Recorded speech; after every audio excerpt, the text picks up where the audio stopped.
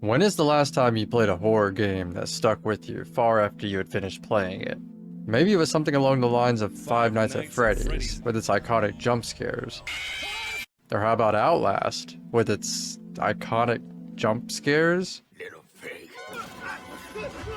Or it's possible that it goes as far back as something like Silent Hill 2, a game that's iconic for many things. Today, I'm here to talk about a game that has stuck with me long after completion. It's a game that I'd easily put in my top 10 horror games list, if I had one at least. And unfortunately, this is a game that didn't get nearly as much attention as it should have. We're going to have an in-depth look at a small indie title called Dead Cedar.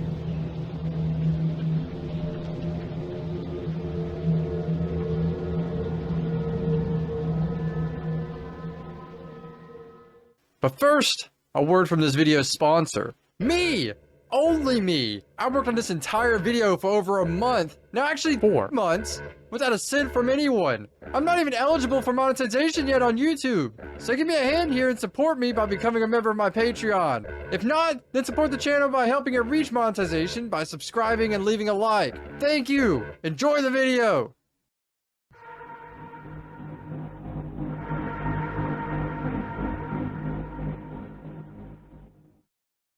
I like to start off this analysis with a bit of a disclaimer. When I started making this video, it was more self-contained. It was mostly meant to only cover Dead Cedar and what I like and dislike about it. But as I wrote more and more of the script, I found myself going far more in-depth with each element than I originally planned. I want you guys to understand what this video is about and what you should expect to see. This video is ultimately about the game Dead Cedar, but it's also kind of an analysis of horror games as a whole as well. There'll be a lot of spoilers in this video, obviously spoilers for Dead Cedar, but also some larger and smaller spoilers for other games such as Silent Hill 2, Resident Evil 1, and Resident Evil 7. As with any game that I cover, I highly suggest that you try the games for yourself. At the very least, watch someone else play through the game. Speaking of which, I have a full playthrough of Dead Cedar linked in the description if you choose to go down that route. I'll be referencing my playthrough throughout the video, so you'll be seeing highlights whenever I feel they contribute to the conversation. I'll also be using footage and references from other people's videos if I feel they contribute as well. Not only will it be beneficial to include the perspective of others aside from myself, it'll simultaneously end up being a bit more entertaining. There'll be on-screen text to tell you exactly where the media came from, and I will provide links in the description for all channels mentioned. Something to remember going into this is that a lot of things stated within this video will be my personal opinion.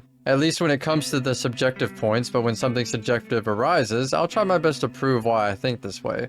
One last thing I'd like to add before I get deep into this. We are all living in a timeline where most indie horror games don't actually get played by many people. A lot of times when I come across someone who knows of a game I'm referring to, it turns out they didn't actually play it. They watched someone else play it and drew their own conclusions based off of whoever's playthrough they watched.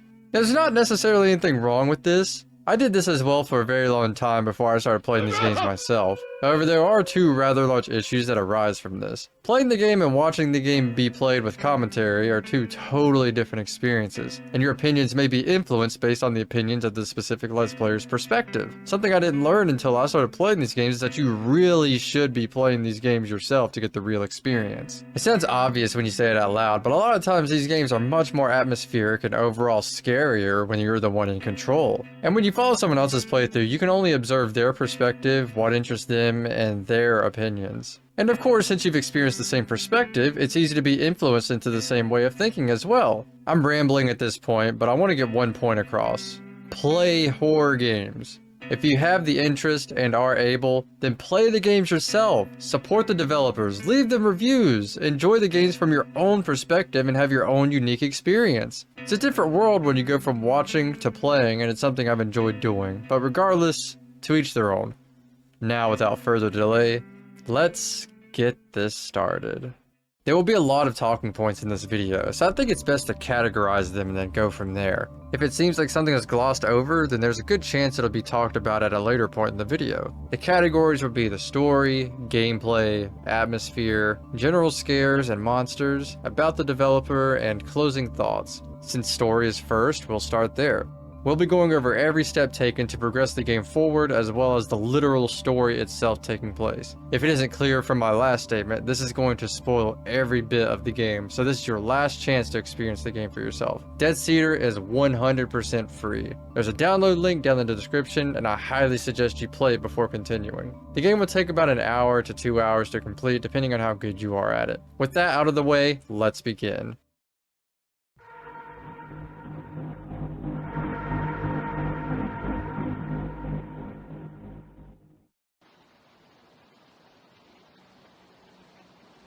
After you hit start, you are treated to a small cutscene. This scene shows a box truck driving down a road for a moment before coming to a stop. It's then that a man emerges, and everything ceases to move. At this point, you are now in control. You are this man who has emerged from this truck, and everything that takes place will be through his perspective. If you explore the environment around you, you'll notice that there are some points of interest that will give you unique dialogue that is not necessary to progress. One of these being a flower logo on the side of the van. The dialogue reads, "An upside-down flower. It's the logo of my mother's fishing business. She hates it." A few steps over and you'll come across a trail through the woods with a sign affixed to the side. Upon inspecting the sign, you get more dialogue. It reads, "Welcome to the Vincent family estate. My mother gave this sign to me." If you have a keen eye, you'll notice that the sign itself has the same logo as what was found on the truck. The only thing left to do is to continue down the trail. Part of the way down, you are interrupted with text almost as if it is spoken narration of sorts.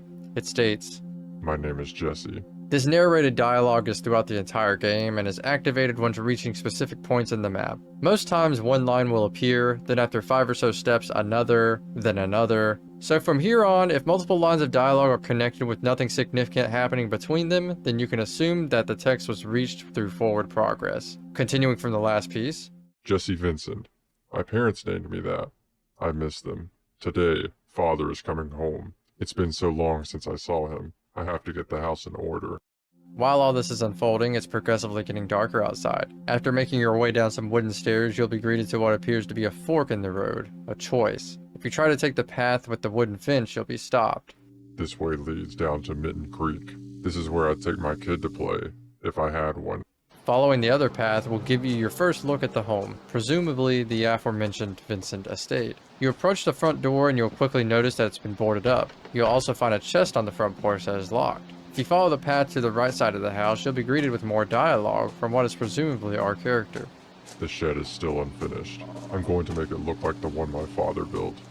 Making your way through the backyard and past the unfinished shed, you'll come across a crowbar that is used to take the boards off the front door. By this time, it should be getting fairly dark outside. Once you come up to the dark side of the house again, on your way back, you get... My brother wouldn't help me paint this side of the house, but it's always in the shadow, so I never bothered. After managing to pry the boards off the front door and enter the home, you see... This house smells like dust.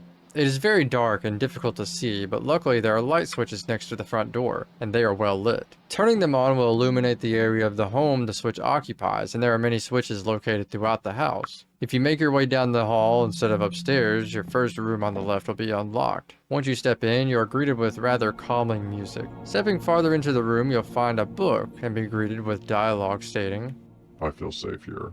I can save my progress with Tab. A bit heavy-handed, but you've probably already guessed. This is exactly like the safe rooms in Resident Evil. You will feel at your safest here, so it's key to remember where this room is. If you make your way down the hall, you'll find the upstairs bedroom key. On your way upstairs, you'll pass by a locked door and get a loud thumping noise penetrating the silence. Probably nothing to worry about. You can unlock the room next to this one, but there's nothing much to do other than play with the hanging blanket or move the bookshelf. Moving the bookshelf will reveal a crack in the wall, but there's nothing to be done about this crack for the time being. If you head to the only other available room upstairs, you'll find a map on top of the nightstand beside the bed. If you do some snooping around the other unlocked rooms, you'll come across a room holding the key to the basement. Upon exiting the room, a line appears. I never ever went into the basement. The basement is dark, and upon reaching the end, you'll find that it's pitch black. All you can see is your character in the darkness. However, there is a prompt that appears stating that there's a locked door. Using the key you've just acquired will get you through. On the other side, you'll find that you're in a completely dark room. Fumble your way around a bit and you'll end up in an underground area that appears to resemble a factory of sorts. Making your way through the only unlocked door will lead you to another key. This one for the laundry room. The lights will shut off on you on your way out, indicating that the electrical here is probably experiencing some issues. On the way back upstairs, you'll hear an odd noise. It's mechanical, but also feels oddly alive at the same time. Before you reach the laundry room, I think I have a perfect family. And our neighbors too. Once you get into the laundry room, you'll find the basement storage key. On the way out, you see... I should remember to save. And upon entering the stairwell to the basement... I built this house while my brother got a job far away, and my mother sold her business. We had neighbors down the road. They moved away too, like my brother, but they're back now.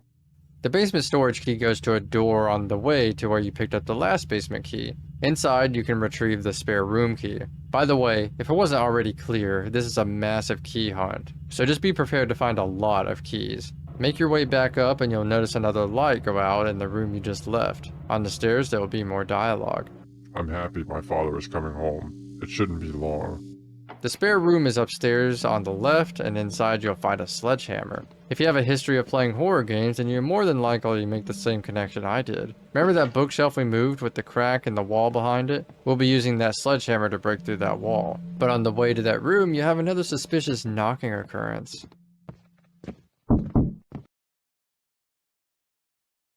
In the room behind the bookshelf is another key. Who could have guessed, right? This time for the basement storage closet. Passing the locked door again on your way out, you're met once again with knocking. We're on our way back down to the basement, and on the way, When we came to our father's house as kids,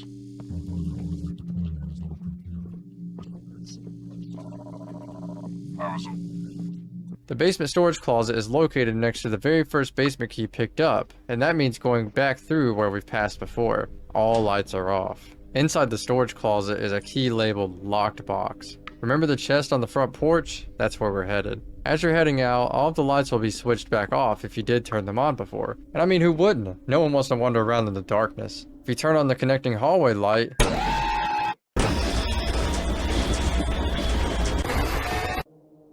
this is our first encounter with something malicious. If you are killed by it, and you likely will be on your first try, you will see the text. The MBs are sensitive to light.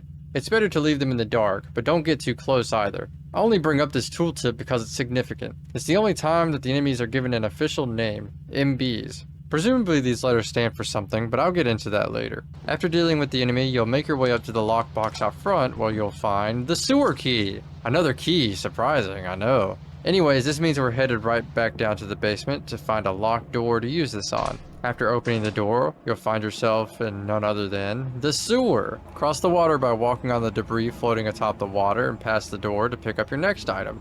Big prize to whoever can guess what this item is. That's right, it's another key. This time it's spare room key too, so we're headed right back upstairs. But before we go, we can actually open the door that we passed by. It's not locked. It leads to a small corridor with another door at the end. This one is locked, so not much to do here. However, there is some ominous noise coming from behind this door. Almost like music?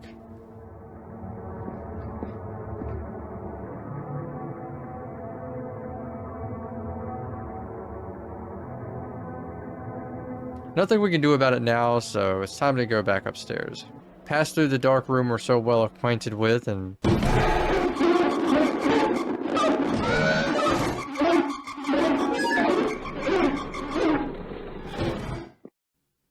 What is hiding in the darkness? Anyways, we'll exit the basement unarmed, except for maybe an increased heart rate. The key is for an upstairs room, so we'll just head upstairs. Well, that was surprising. Looks like machines won't be the only thing trying to stop us here. Now we have DSPs to worry about? What's a DSP? Well, it's the thing that just broke our neck at light speed. We know its name because, again, the tip provided after death is the only mention of it. You can only run. Survive the DSP long enough and it may go back into hiding. We deal with the DSP and we're finally free to unlock that door. But before that, we can enter the room that the DSP broke out of. There isn't much to see here, but it's a very small room with a single chair in the center, with its own unique, ominous music.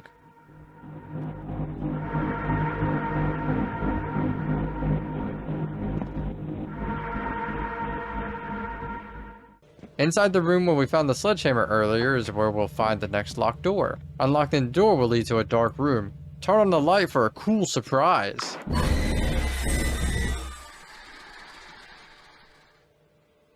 Grab the key on the floor. This one is the factory key. Yes, apparently there's a factory in this house as well. Of course, this is in the basement again, so we'll head back down there. But on the way, some more narration. Everything will be okay. I'm getting married in 2 days. Everyone will be there. I never knew how big the basement was. We find ourselves in the factory, and you'll find that it's a rather large room. Heading up the catwalk, we search for a bit and eventually come across the library key. Back upstairs we go. We can now open up a bit more of the first floor. Through a few doors, we end up in the dining room. Just gotta turn this light on and... Deal with the DSP once again and enter the dining room's pantry to find the backstage key, whatever that means. This leads us back down to the basement, because of course it does. Into the sewer, over the water, through the corridor to the locked door with the odd music emanating from it. It's dark behind this door and it's quite a large area, but you can find your way around.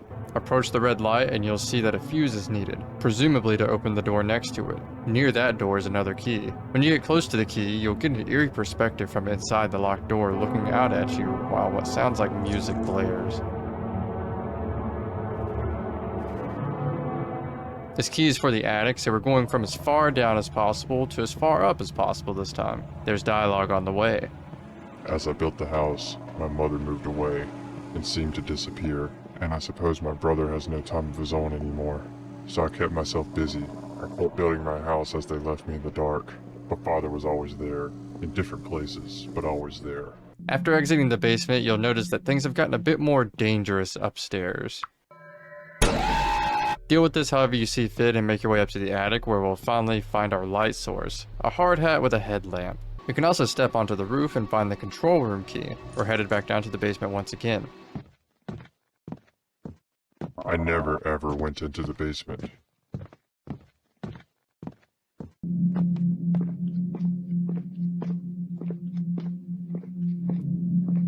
Oh, Jesse, why didn't you go into the basement? Did you think I would go away? Did you think I would stay down here?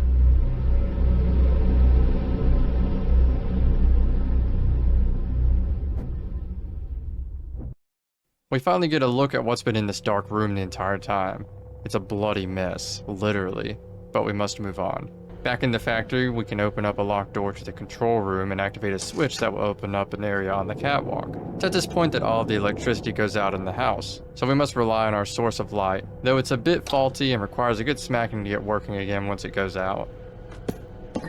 At the end of the catwalk journey, we'll come across the locked box key too. You may have missed it, but there was another locked box exactly like the one on the front porch out in the backyard near the crowbar we picked up in the beginning. So that's our next destination. Be careful on the way out. There's something sinister lurking all over the factory, hiding in the darkness, and even more once you get back upstairs.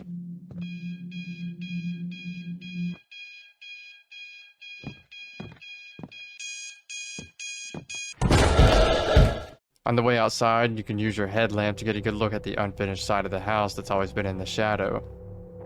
It's covered in blood.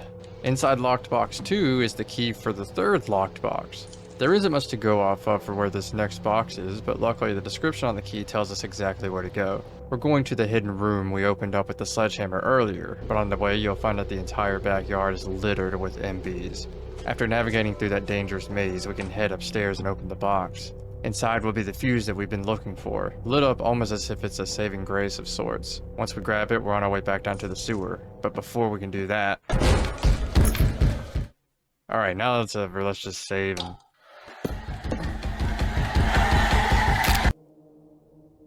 The DSP will continue the chase, but lose it once again to proceed on. Anyways, we're finally free to place the fuse in the basement after dealing with that DSP, so let's go do that now. On the way, we can check the room the DSP broke out of, and once again, we find that it's totally empty, except for a single chair and the same ominous music.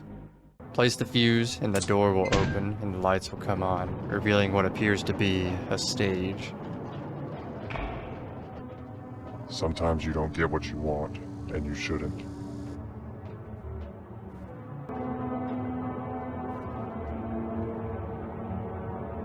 I'm so happy I did. There are many bodies seated in chairs facing the stage, resembling the DSP that had been chasing us earlier. Each can be inspected, and the dialogue given is a bit shocking, to say the least. It's John. We like to talk whenever he comes by to drop the mail. It's my brother. We've been through thick and thin together. This is my band teacher. I can't believe he put up with me. This is Ben, my best friend since freshman year. These are the neighbors, the Canes. This is my brother's friend Isaac. He's so funny. This is Kate, my fiance. This is the police investigator. He won't tell me his name. This is my cousin Marcus. He's always scared of me for some reason. This is my grandma Emma. She's so happy all the time. This is my old friend David. He thought I forgot about him. This is my Uncle Luke. I think he was lonely until I seated him. This is my doctor, Mr. Fell. There's nothing he can't help me with. This is Walter, my grandpa. He plays video games with me sometimes. And 2 empty seats. One gives no dialogue at all, while the other, well... I'm sorry, Mother. You can't stop me. You can also get on stage and interact with the microphone, moving it a bit and giving it a tap for a check. The only thing left to do now is enter the fire exit door. Inside, you'll find some kind of contraption and be greeted with the dialogue. It's time to meet Father out on the road. Now we must head all the way back to the very beginning, to our truck we stepped out of when we arrived. Once you finally arrive at the van, you won't find anyone waiting. Well, you will, just maybe not in the way that you thought. You can open up the back of your truck and find what appears to be a body bag. You pick him up and have one last journey to make to the basement. Father, I finally found you. I was so lonely after I built the house. If only I'd known you were all waiting for me down there in the basement. But how could I have known what I was doing? Gathering you all this time, what a gift. I was too afraid to spoil it. If I'd been bolder, I might have refused it. Maybe that's the lesson I would have learned from all this. But when he was asleep, I built the basement, and we never spoke. Then Jesse found his family. He locked up the house and ran, and so I forced him into the creek. We haven't breathed or woken since, but gifts are for having. Welcome home, Father. I built this house for you to admire.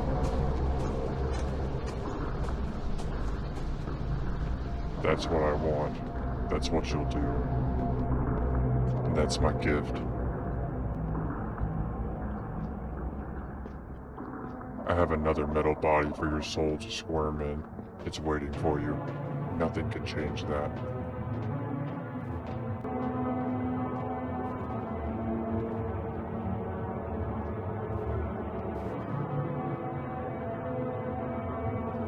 Goodbye, Father.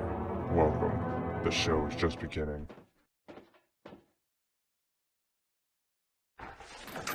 You arrive at the metal contraption, father in hand, and...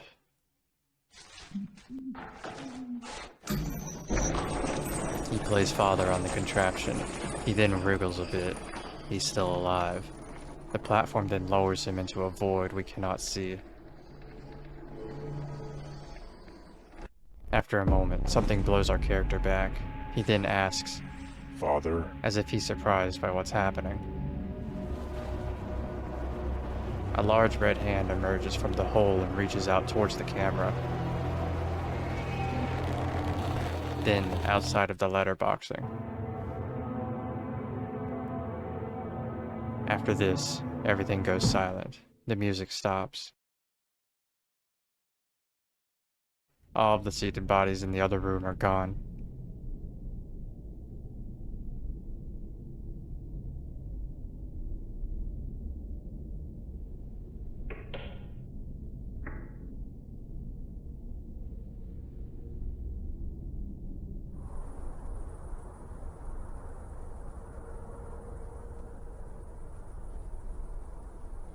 We get one last shot of the house, and in the windows you can see some sort of light flashing.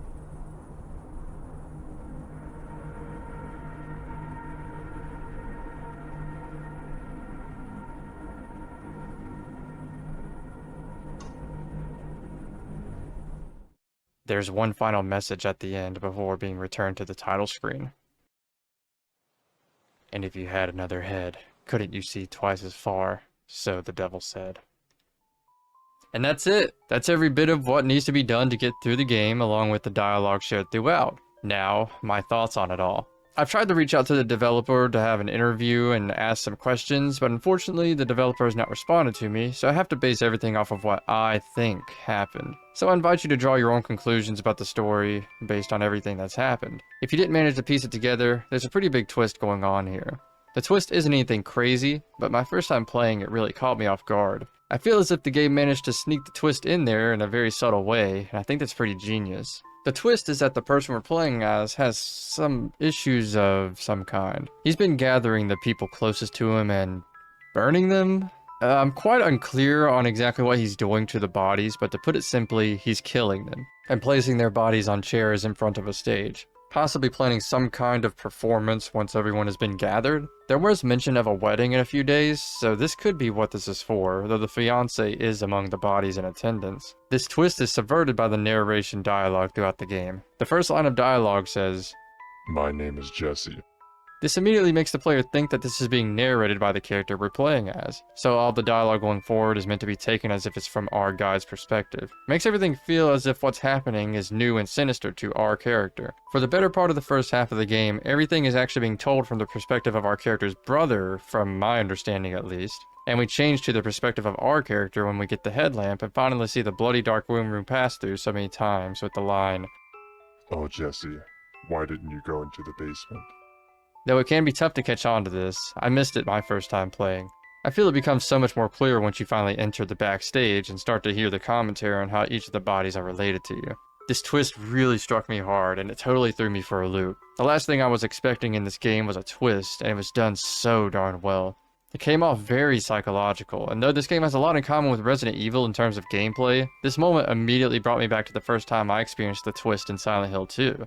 Silent Hill 2 needs no introduction, and I'm fairly sure that if you're watching this video, then you have at least some knowledge about the game, so I won't take too long describing this. The main goal in Silent Hill 2 is to find your wife, Mary. James Sunderland, the main character, receives a letter from his wife telling him to find her in their special place. That special place being Silent Hill. But this can't be true, since Mary has already passed away. You go through most of the game looking for your wife, but near the end you're hit with what I personally believe is one of the biggest twists in all of gaming. James discovered that his wife is, in fact, dead. But not only that, he was the one that killed her. I won't go over any more because I don't feel it's necessary, but can you see the correlation? You were the killer the whole time is the twist, and normally that's a common and predictable trope at this point, but Dead Cedar manages to subvert the audience until the end. All of the chairs are the seats for the dead, and we are the Dead Cedar. Another way this is subverted is through the game's tagline as well, if you happen to read it, that is. Father is coming home. Along with the way that father is referred to, this gave me the sense that all the sinister happenings were due to actions perpetrated by the father, but it turns out he was a victim like all the others. Maybe he was also somehow involved in all this? Some of the dialogue makes me think that he could have been in on it as well, but I'm not quite sure. I really wish I could get a clear answer on some things, but I'm totally unsure what's going on at the end. If you have any ideas about what's up with this hand, everything disappearing, and the lights in the house as we zoom out, then please leave that down in the comments. I'm so curious to know what's going on with that. Something that really got me was the inspection of the empty chair backstage. I'm sorry, Mother. You can't stop me. Yeah, the DSP that's been hunting us down the entire game, that's our mother. And she's trying to stop us from completing our ultimate goal of seating our father. Another thing that I'm unclear on is the house itself. I want to say that our character built the house, or maybe our character built the basement, but they act as if it was built while others were living there with lines such as, But when he was asleep, I built the basement. and, Oh, Jesse, why didn't you go into the basement? which leads to another point, the MBs, the mechanical monsters that are sensitive to light and will chase you if you expose them to it or get too close. I'm led to believe that our character made these machines, and once the bodies are seated, their souls go into these machines. This is based off of the quote, I have another metal body upstairs for your soul to squirm in. Actually, I lied a bit. This is a quote from an earlier version of the game. And in the latest version, the quote does not mention upstairs. It's been patched out.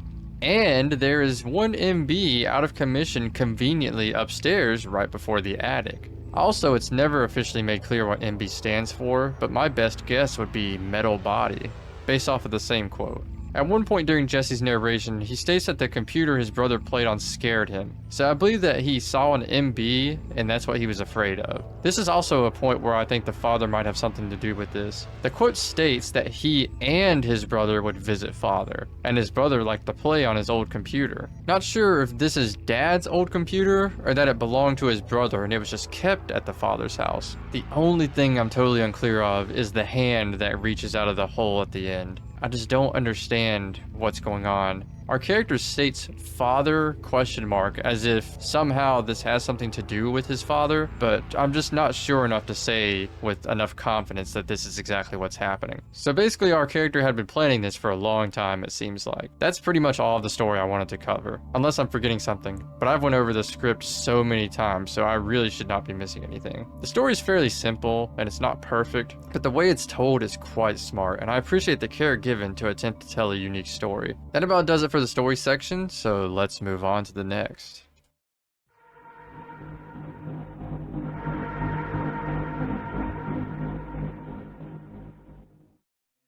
For this section, I want to talk about a couple things, mostly gameplay mechanics, control, and difficulty. I like to start this off by saying I love this game. I really do, but it's far from perfect, and it has plenty of flaws, and this section will really shine a light on those flaws. Firstly, the key finding. It's not uncommon for indie horror games to be a bit of a key hunt.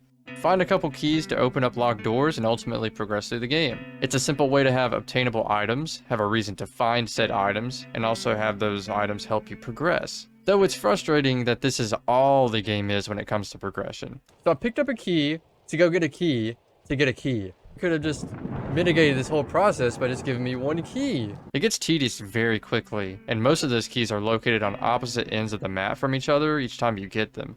The long distance trek between each key does have its pros and cons though. Some of the pros are that the developer can set up things in between the items much more easily the more distance you have to work with, such as adding in monsters or creepy noises, ambiance, and all that. It gives the atmosphere more time to settle in and moreover allows the player to get more immersed in the game. It also elongates the playtime. Whether that's a positive or negative is up to you. One of the biggest cons is that it can get incredibly tedious, especially when there's an enemy in between and it manages to kill you once or twice or possibly even more. That long distance can really start to feel like a chore after a while. Personally, I would have fixed this by adding something like puzzles to open up some areas. This would have made it even more like Resident Evil and Silent Hill, but I don't see that as a bad thing. Take this example from Silent Hill 2. Near the end of the prison segment, you'll come across a room with a cube in the center. You can interact with this cube, moving it to any side and rotating it in any which way you like. When you rotate this cube, it rotates the room next to you. This room that's rotating has a few door holes cut out on some of its sides, but not every side. Your goal is to line up the door holes with the exit on the opposite end. It's very simple, but it does manage to work your brain while allowing you to progress without any external items like keys.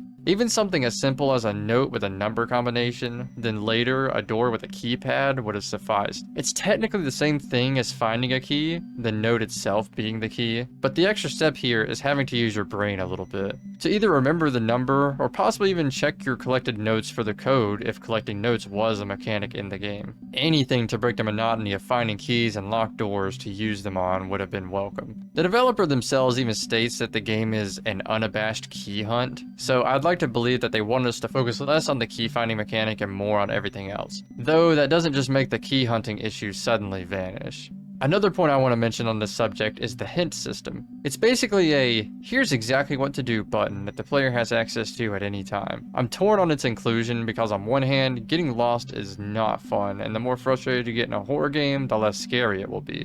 On the other, I find the game to be painfully easy when it comes to knowing where to go next. Each key is labeled with exactly where it goes, and though they may not all say 100% where the door is, I feel it can be easily inferred based on the context. For example, the factory key. When I was playing, I assumed this would go to a door in the basement, simply because it's labeled as factory. There wouldn't be a factory in any normal part of any home I've ever seen, so naturally I guess it'd go to the one part of the house that was abnormal and factory-esque, the basement. However, if you were to fumble around, wasting time trying to find where to go, then I can see how that would get annoying. In my first experience, I didn't even notice the hint mechanic hiding in the menu, so I avoided it altogether and still managed to have a frightening time. I also didn't remember the map existed, but I ended up not needing that as well, but that's besides the point.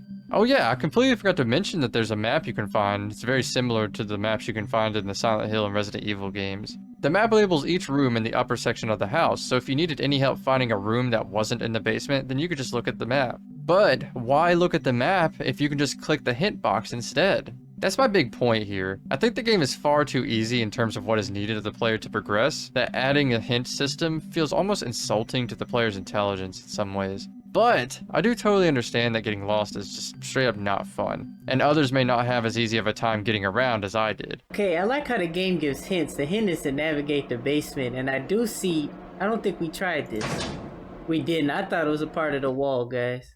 Basically what I'm saying is I'm pretty neutral on this subject. If you liked the inclusion and it helped you progress, then that's great. I just feel like it fosters this routine of picking up an item, then immediately checking the hint for where to use it, instead of allowing the player to figure it out on their own. Now onto the controls and overall difficulty. This game uses what many would refer to as tank controls. Your character will always face one direction, and to get them to turn, you must move the mouse. A and D move your character left and right in a strafing manner, and you can run in any direction except backwards. It isn't exactly traditional tank controls, since back when tank controls were a thing, people weren't using mouse and keyboard, but it's basically the same concept. This does make traversal a bit odd, but you can tune the turning sensitivity and give yourself more control. This control scheme is more cumbersome than it is convenient, and I know that this was a deliberate choice. For one, the chases would be far too easy with a more conventional control scheme, probably even making them trivial. But also, the developer straight up stated that the controls were like this on purpose. Again, I haven't been able to talk directly with the developer, but there are some devlogs on itch.io and Steam where a few thoughts are shared. In the log titled Dead Cedar as an Experiment,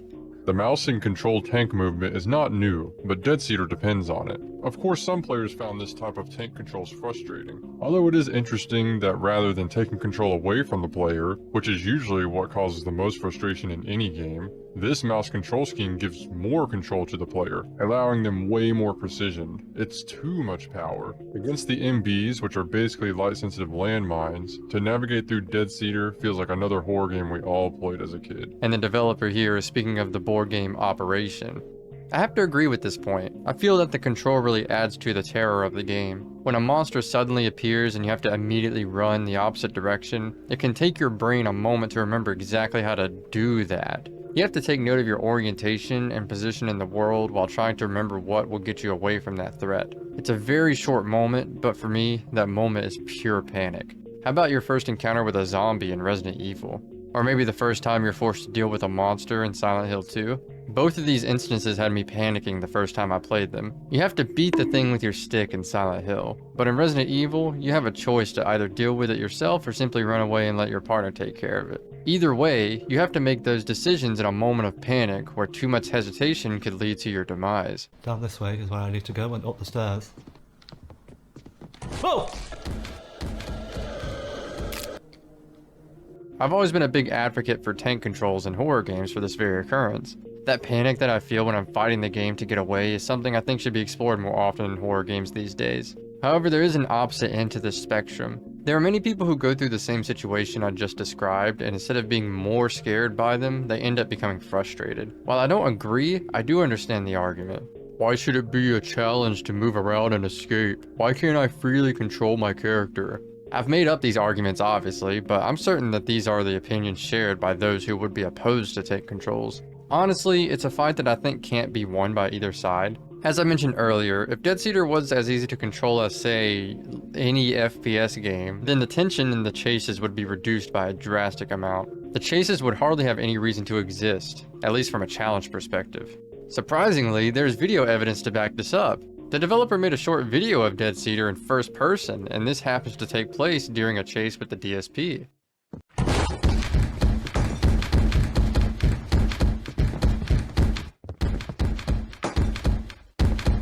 I can only speculate from the footage since I can't actually play it, but if the head movement was drastically reduced as to not be nauseating, then escaping the DSP would be a breeze. Sure, there might be the initial jump scare of it breaking down the door, but I think something really gets lost in translation when the control scheme is altered in this way. The developer has some commentary on this as well, and I think they'd probably agree with my sentiment. Imagine if this game was an FPS with stereo audio, how incredibly simple it would be. In the Resident Evil series, at least the mainline numbered series, Resident Evil 4 was the first to drop the whole fixed camera angle tank control scheme. From what I hear, Resident Evil is hailed as the holy grail of the series, so once the success of that game got around, less and less developers implemented the tank control system along with the classic fixed camera angles. Nowadays, tank controls feel like a relic of the past, only used in those old survival horror games that Grandpa used to play back on the PS1. I'm that Grandpa, by the way. But I think Dead Cedar proves that this control scheme can still work in today's gaming era. People generally associate tank controls with slow movement, however, Dead Cedar has seemingly found the solution to that issue. Dead Cedar is by no means slow when it comes to moving your character around. And like the developers said, this mouse control scheme gives more control to the player. It's too much power. Your movements are quick and snappy in this game, even at the lowest sensitivity setting, and most of the time that will be what gets you killed. I know in many of my deaths, I was caught by the enemy because I was flailing my character all over the place. Oh, what? Oh my god!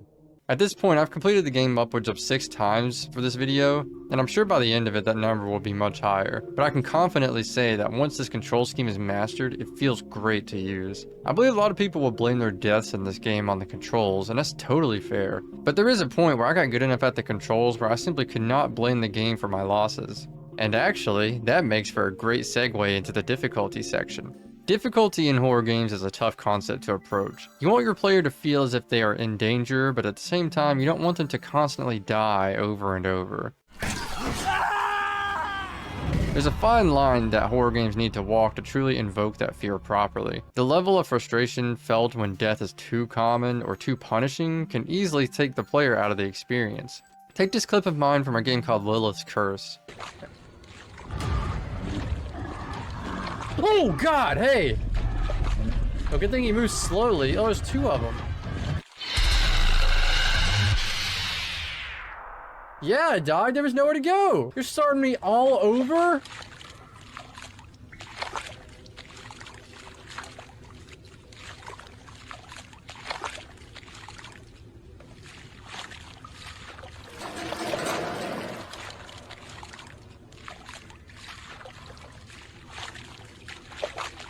You know what?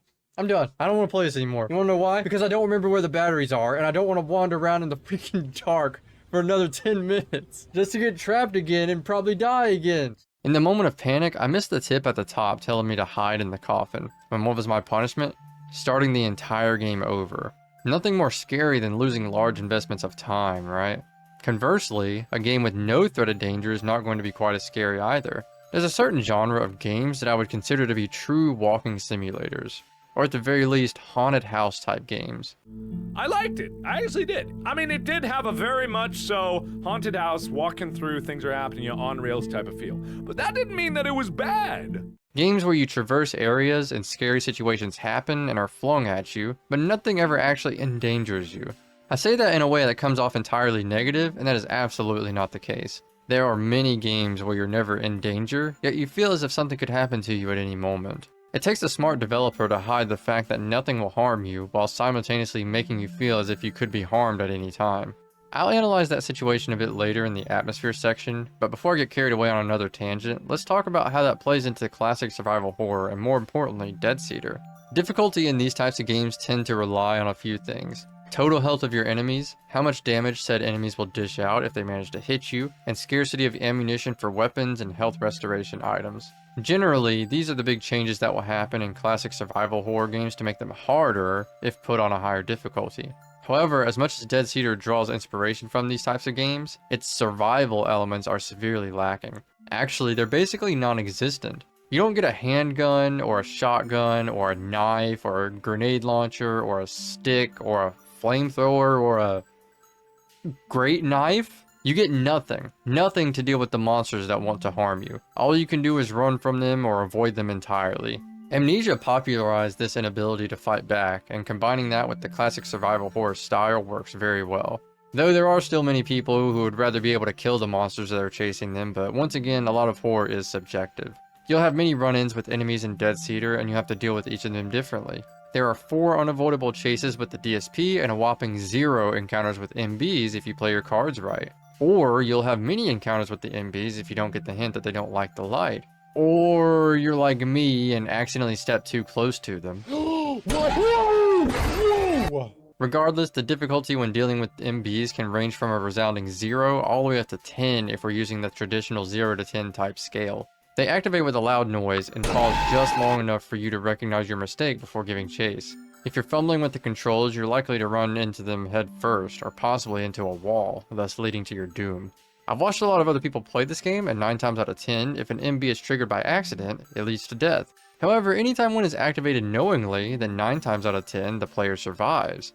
Based on my research and observation, this enemy's difficulty relies solely on surprise factor. Not many people seem to get frustrated with these enemies as well, possibly due to their activation being the fault of the player in the first place and the fact that they can be avoided altogether. I think in terms of difficulty, the MBs are very well balanced. Once again, I'll dig deeper into these guys in the monster section, but let's move on to the DSP. The black humanoid zombie-like figure that stomps towards you menacingly until it either disappears or snaps your neck. As the tooltip states, you cannot hide from this monster, only run. You must outrun it for a set amount of time until it promptly disappears. There's no way to avoid these encounters, and each encounter is progressively more difficult in that the DSP will get faster each time. This enemy is ripe for causing frustration instead of fear. Death is likely to occur at least once in each meeting, and that means losing invested time by going back to a previous save point. The house is set up in such a way that the DSP can be looped. In case you don't know what a loop in a game is, it's essentially a path in an area where you can continuously run forward without having to turn around or hit any dead ends. Great spots for getting away while being chased. There's a small loop in the earlier parts of the game, and a larger loop will open up after the DSP knocks down a door when it appears the second time. Players die a lot to this guy, myself included, and the developer noticed this as well and actually made the DSP slower in a few encounters in some patches. Your instinct is to run as far away as possible. Unfortunately for you, the DSP is smart, and will turn around to cut you off if it determines that you may be trying to loop it or if you get too far away. This is absolutely not a bad thing. Figuring out how an enemy works is a great way for it to lose all of its scare factor, so it's nice that there's some ambiguity as to how the DSP chases you. In some ways, it does feel as if it's actually putting some thought into how it will manage to catch up to you. Though this isn't the issue with the DSP. The issue with this enemy is the amount of deaths it seems to cause. You're probably wondering why I've been a bit quiet on this one. That is why! Right there! Fun! Oh, I'm dead. I'm so dead. This is ridiculous. Just gotta keep looking. What? I'll be honest, that scared the shit out of me. Oh, I got knackered. Fun! Run! Oh, man.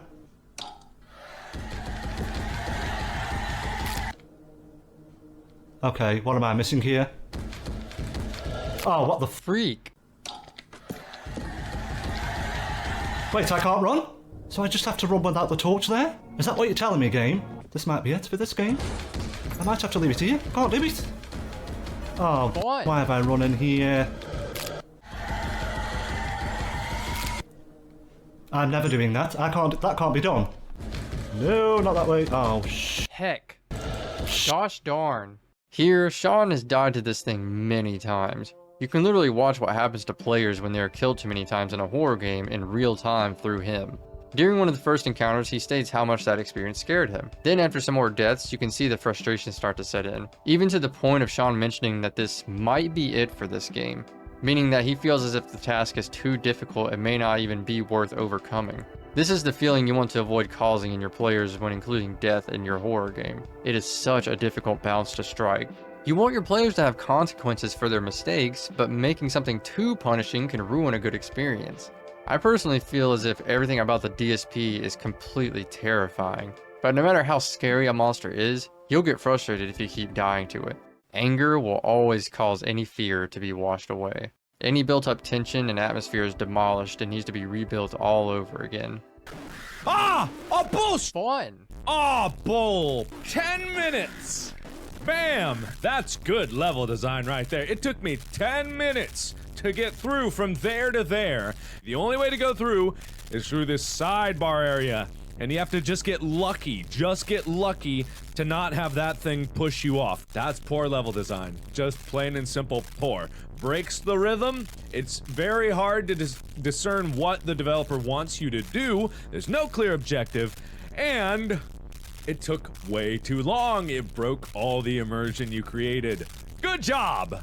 Markiplier in this clip isn't dealing with a monster, but the same issue still applies here. If you just replace him describing the level design with dealing with the DSP instead, then it's basically the same thing.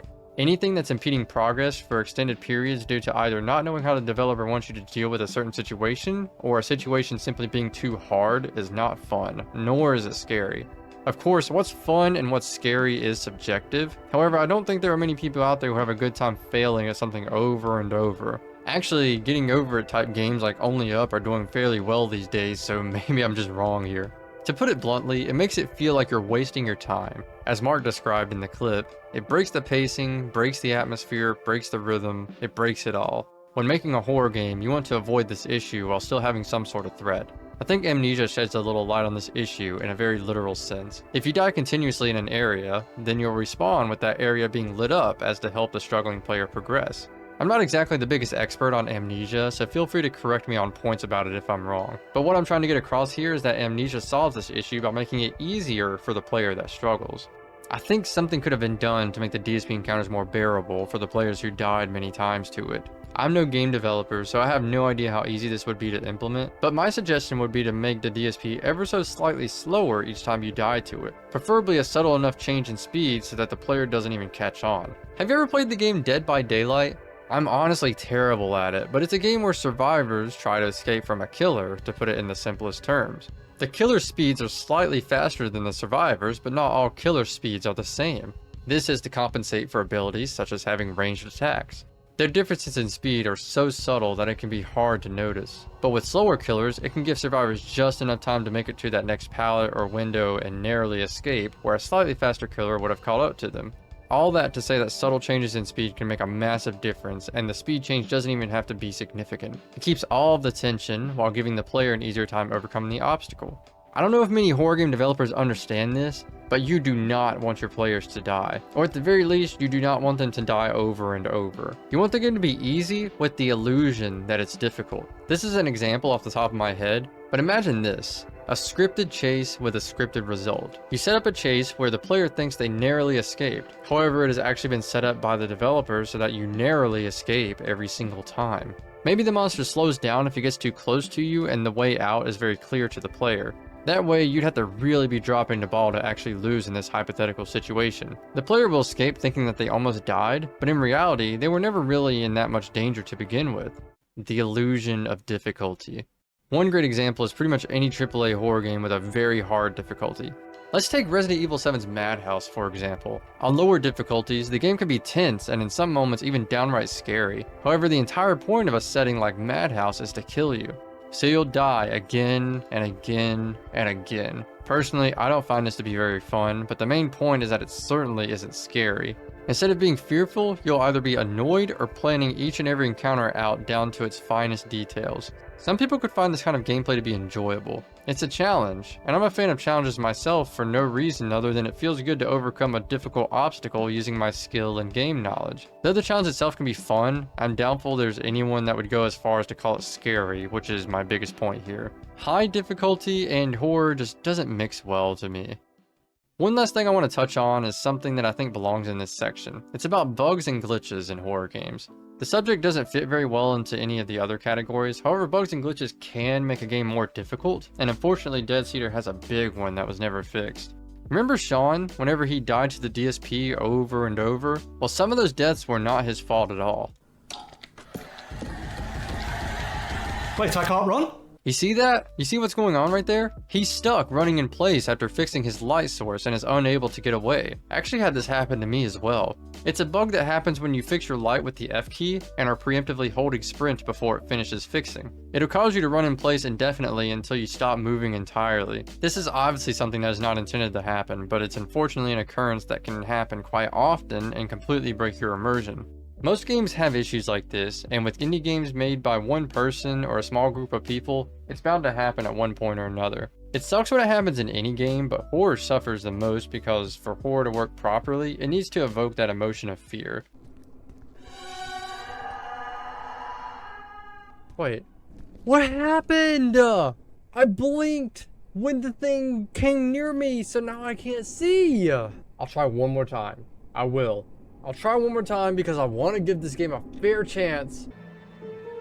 I just want to play the game. That's all it is. I want to play the game, and the game won't let me. A lot of times, glitches can be funny or frustrating, though I must admit there are some scary glitches out there. I don't want to harp on this too long since I can't fault developers for missing bugs when most of their products are free, like Dead Cedar for example, though I feel that paid products should have a bit more care put into the quality assurance department. I think I've pretty much made my point clear here, so how about we move on to the atmosphere.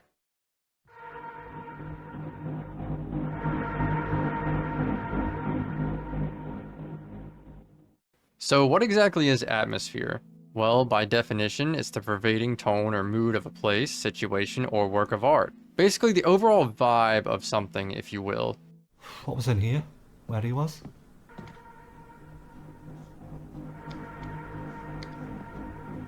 Oh, it's not a good vibe in there. It's not a good vibe in there. It's how the game makes you feel.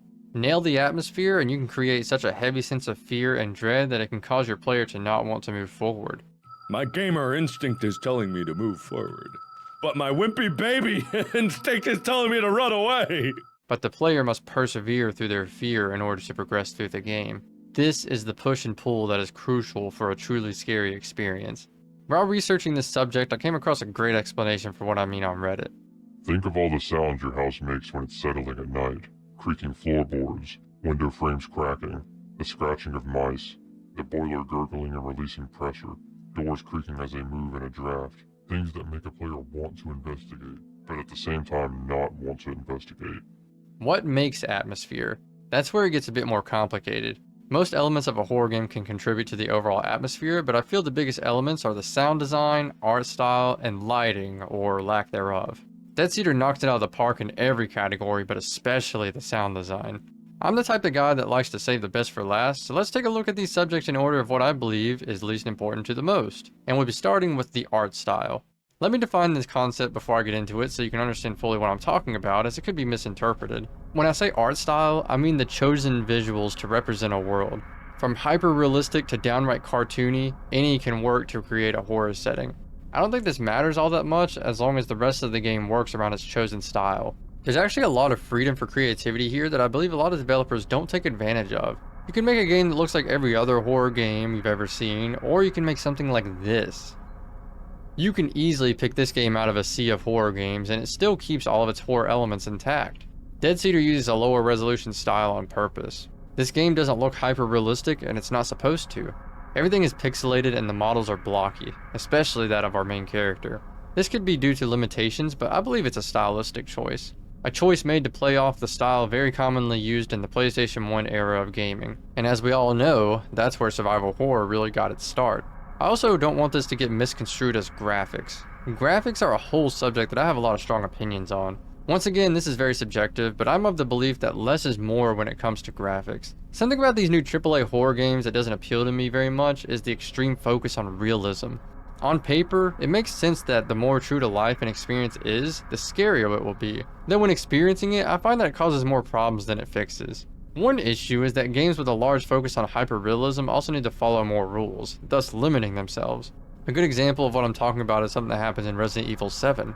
The game is trying to give the sense that everything that's happening is real and could potentially happen in real life. The expectation in my mind is that since things appear as real as they would in person, I should also expect that world to follow the rules of real life as well. So when Resident Evil decides it wants to do something over the top for the sake of the horror, it has to break a real life rule, which then pulls me out of the experience and reminds me that I'm playing a video game, ultimately breaking my immersion. An example of this is when Ethan gets mutilated for the sake of the scare just to have the gore undone moments later. The game practically lures people in with this at the beginning when your hand is literally sawn off. After you're captured, you wake up and of course your hand is stitched together and working good as new. I mean, hands can be reattached in real life, but that isn't my point. My point is that it's not believable. It's not necessarily a bad thing that something unbelievable can happen in a horror game. However, when the game is trying to imitate real life, then things like this should behave in a believable way. It doesn't help when cartoonishly large and deadly monsters appear, and we're supposed to believe that these monsters didn't have the idea to simply lay on Ethan. Ethan is supposed to be a regular human, right? Put your massive body weight on him and crush him. Don't toy with him until he gets the chance to finish you off. My point being that the more unbelievable your world is, the more unbelievable things you can get away with. Another thing about the graphics that I feel is important is the lower the quality of the visuals in the game, the more that can be left up to your imagination. There's a difference between poor quality and choosing a lower quality medium. Dead Cedar is by no means a game that will win the award for best graphics, but I feel the chosen style and graphics really elevate the gameplay. I can easily believe that these monsters could exist in this world that has been built. I cannot fully perceive every detail of what's going on visually with the monsters, so the rest is left up to my imagination. What you make up in your mind will always be more scary than what you physically observe. With that said, let's move on to the next subject that can help set the atmospheric tone, and that would be the lighting. I don't have too much to say on this subject, but it's still important. You don't want your scary game to be bright and cheery, but you don't want it to be pitch black either. Well, a lot of game developers need to learn that one at least. There's a surprising amount of indie games out there that think that the less you can see, the more scared you'll be. Hey, unintentional rhyme. Sometimes it can be done well, but for the most part, it's better just to give your players some light. Just let them see. This has been a reoccurring theme on my channel since I do play a very large amount of indie horror games. I'll let myself in the past talk about this issue. Darkness isn't scary. I just want to say that. I just want to make that clear. Just give your players some light. That's all I ask. It's way more frustrating to not be able to see than it is scary. There's my PSA. Okay, I know how you people are these days with your short attention spans, but follow with me here for a minute. Me and you are going to play an indie horror game right now. And the best part is that you won't even have to click off the video. If you have a gamepad or controller close to you, I want you to grab it. I'm going to do a countdown here in a moment, and once the count hits 0, I want you to hold forward on the left analog stick. Alright, are you ready? Here we go.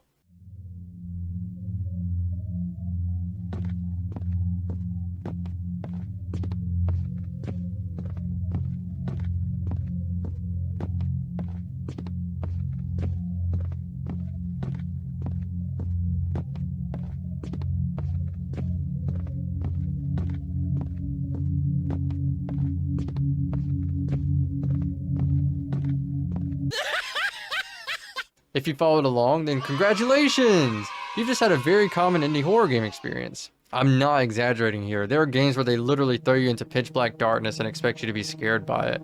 How much fun is it to wander around clueless as to what movements you're even making?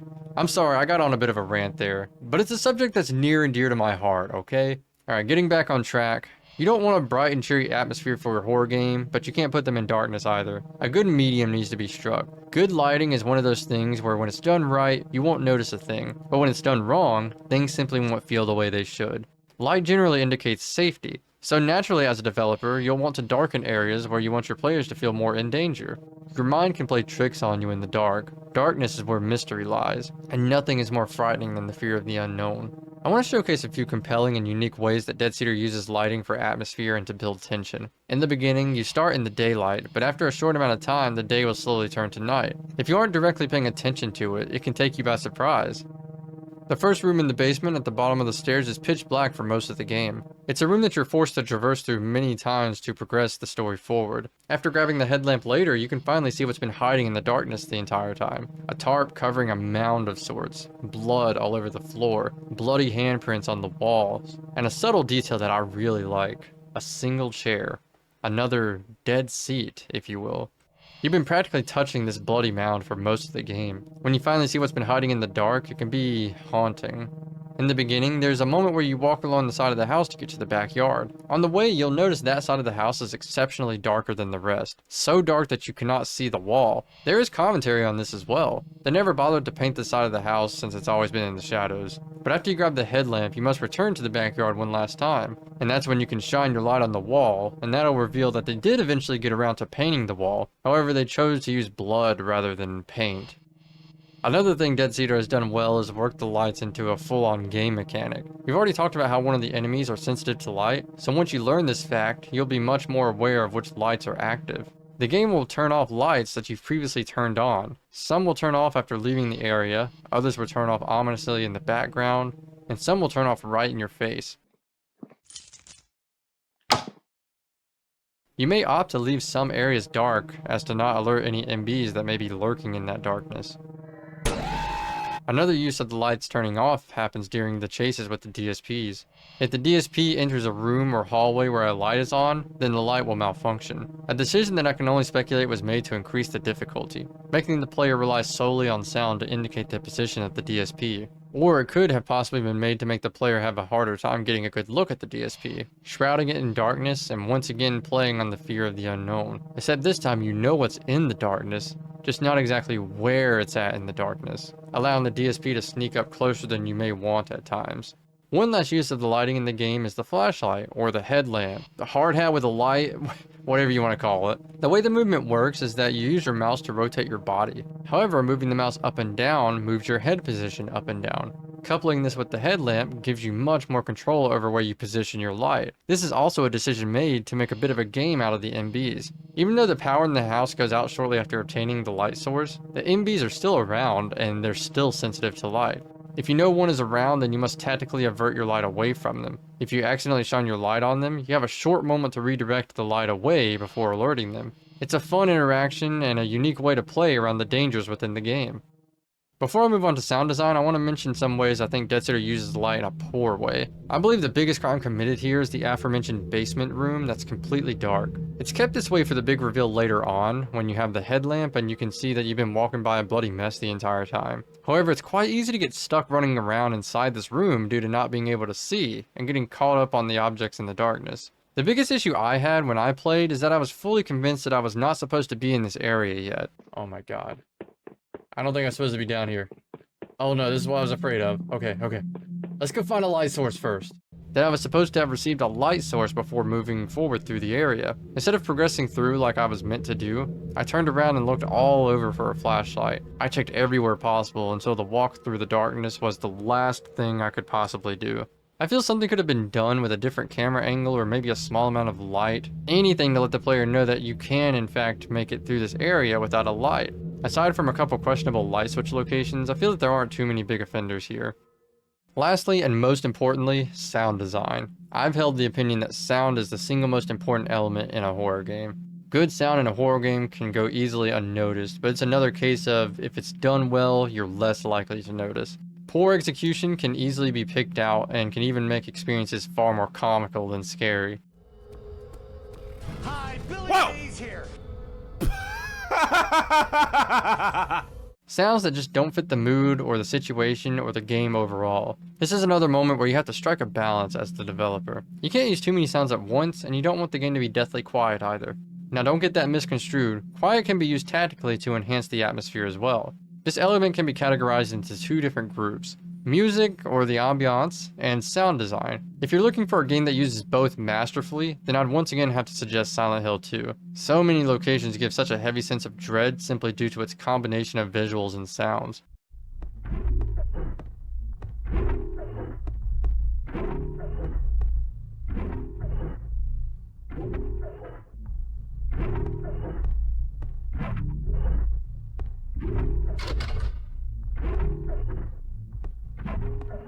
Though the game does know how to quote-unquote lighten the mood when it needs to as well.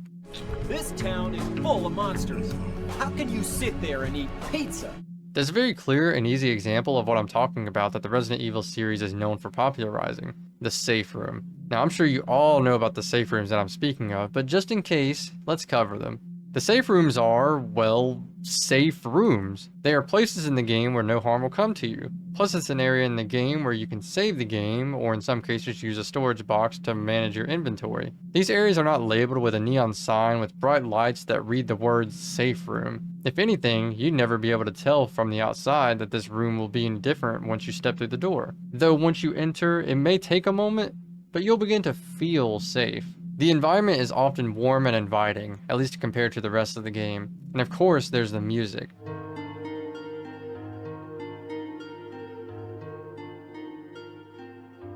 It's so calming, almost too calming for the situation you found yourself stuck in, and yet it still fits into the world. Now that is a great example of music influencing your feelings and general mood in a horror game. Now, how does Dead Sitter stack up? I'd argue pretty darn well, especially when compared to so many other indie horror games out there. The game has what I believe is a fully original soundtrack that I'm certain was made by the developer themselves. Unfortunately, the credits do not go into great detail, so I can only go off of assumptions. But scrolling through the developer's Twitter, I found tweets of them making music for their games, so I believe that this is a safe assumption to make. I think every track is used wonderfully. I've been playing music from the game throughout this section and possibly even throughout the entire video. I write this stuff before the whole editing section, so it's hard to predict what I'll do in the future, but let's take a moment to listen to a few of the tracks used. Really try to take in the environment with the music and think about how it makes you feel in the moment.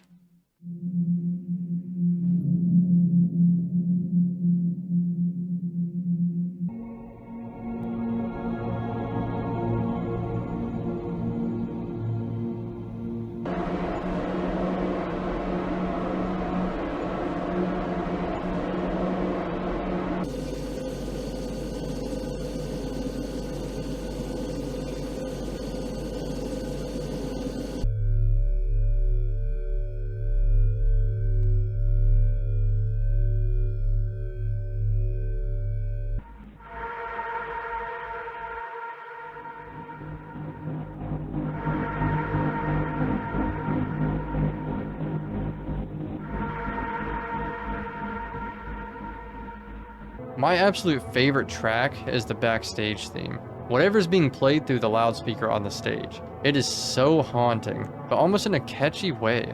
It got stuck in my head for far longer than I'd like to admit. There are moments where you can hear the song behind the door or in the distance, letting you know that whatever is playing, it's loud within the world and not just game ambience. Our in-game character can hear it as well. In the first area where you can hear this, I actually had to question whether it was ambiance or music playing within the world itself. It like almost sounds like music. It is tough to get a good recording of the chase music themes without a ton of monster noises, so I'll play a little bit of it and then I'll describe them.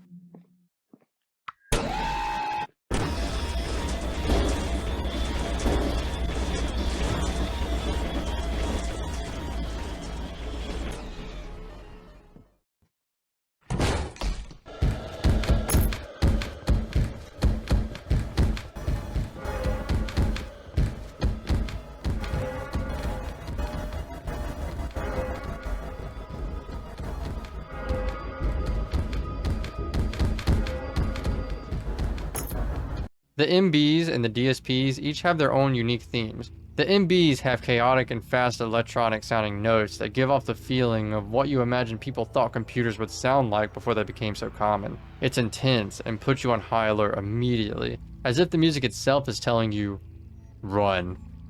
The DSP's theme is more orchestral. Since this is an organic being, it makes sense that it wouldn't sound as if it were computer generated. It's far slower than the MB's chase theme, but manages to instill that panic feeling with its almost classic horror movie-esque notes. I really like the pace of the song in particular. It's kind of slow and lumbering, which is so perfectly fitting for a slow and lumbering monster.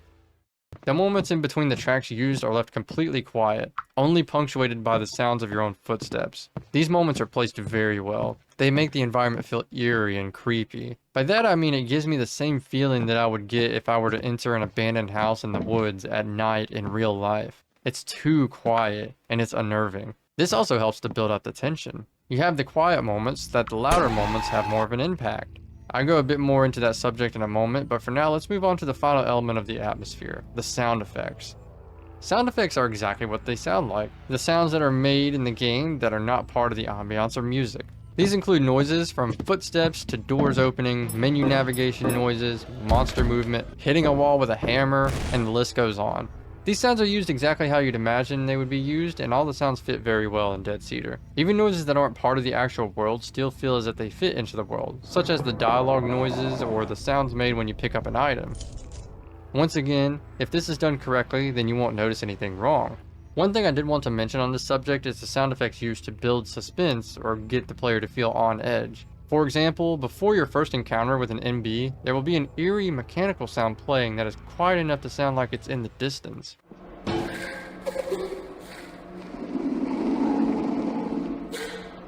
To me, it resembles what I imagine crying would sound like if it were coming from a machine, which if that's truly what it is, then it's so fitting for the MBs since we know how they are made. There's an area where it's dead quiet and all you hear is the slow creaking of an open door. As you progress, there will be many moments where you hear knocking noises.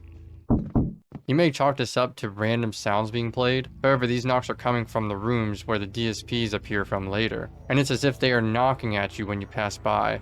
These are the noises that I live for. They are so subtle and they build suspense like nothing else. I wish more horror games would take advantage of this subtlety. I hear a weird noise. Should I follow the sound? Oh, the sound is coming from here.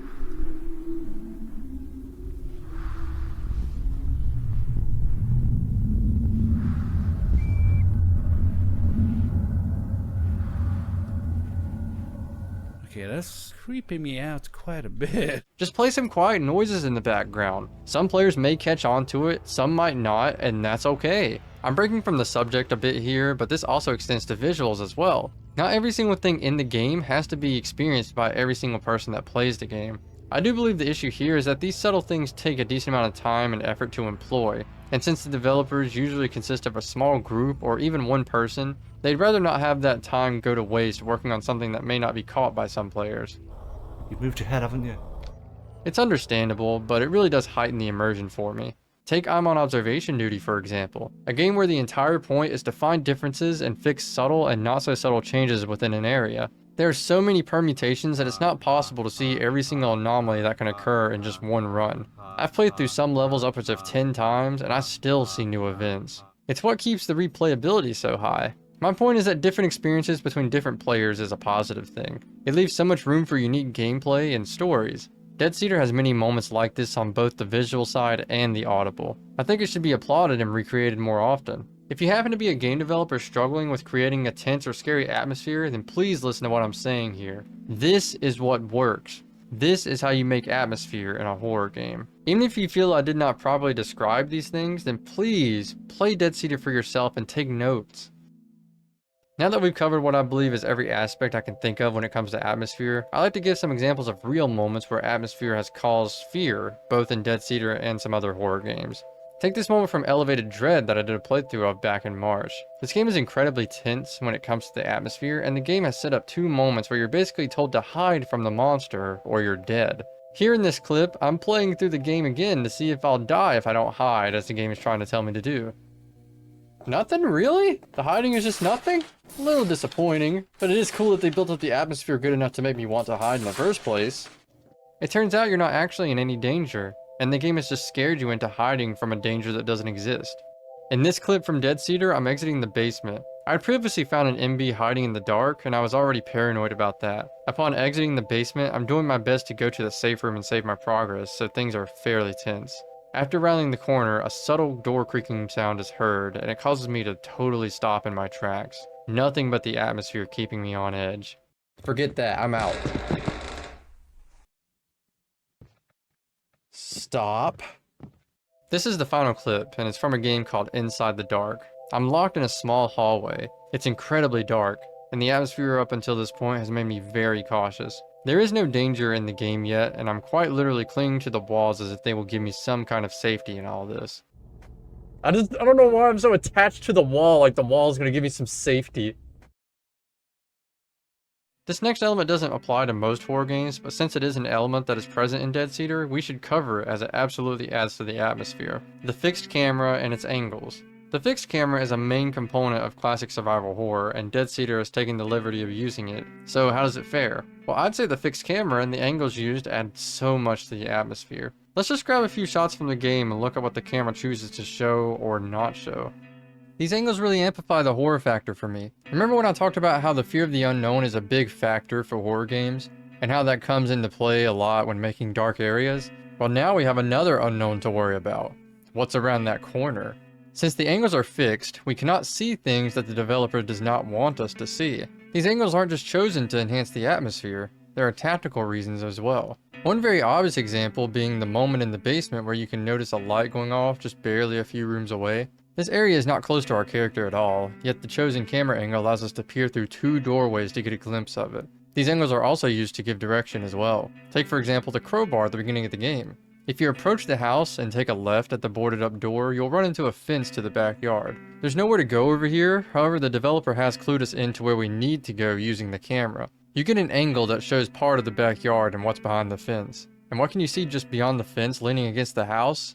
It's a crowbar, and even if you couldn't tell that it was a crowbar, the way it's colored makes it look important enough to go investigate. The developer has given a solid goal and destination simply by use of this camera angle. Another reason these angles can be tactical choices is for the difficulty. For example, running away from the DSP.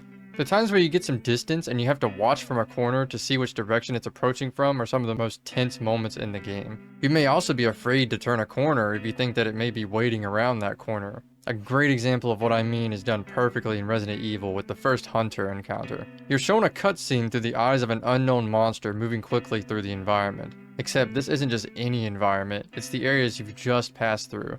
You know exactly where it is in relation to your position, and it's approaching fast.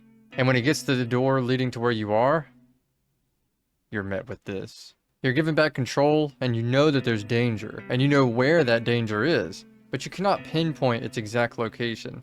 This can create sheer panic as you fumble around trying to decide how to handle the situation. There's also some very creative ways you can use the camera angle to enhance the level design. Using another example from Resident Evil once again, we have this corridor with an offshoot hallway. With the angle you're given, you can't see down this hallway at all. You can just see the doorway. Luckily, there's a large mirror placed here that lets you get a glimpse of what's around the corner, and you may not like what you see.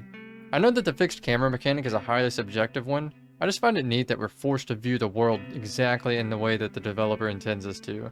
We may not be able to see what our character can see, but we can see what's necessary. I feel something very special would be lost in Dead Cedar if the fixed camera angle is done away with. Again, we get a small amount of insight of what the game would have looked like in the first person through this short video the developer uploaded. One last example I want to show is by far my favorite camera angle in the entirety of the game. It's this right here. You must walk in front of this metal door to pick up a key to progress. Once in front of the door, you are forced into this unique perspective. It's as if the camera has been placed on the other side of the door on the ground and we're peering out at the player. At this point, we have no idea what is on the other side of this gate. It's shrouded in total darkness. All we know is that there's some type of music playing that gets louder the closer we get. Once you're in this perspective, the volume of the music increases so much that it pretty much confirms that this is the room that the sound is coming from. The angle here really makes me imagine that something is watching us, just waiting in the dark for us on the other side of that gate. There's this moment in Resident Evil Code Veronica where this exact situation happens. Near the beginning of the game, there's a house that you can enter, and once you're on your way out, you're given this perspective.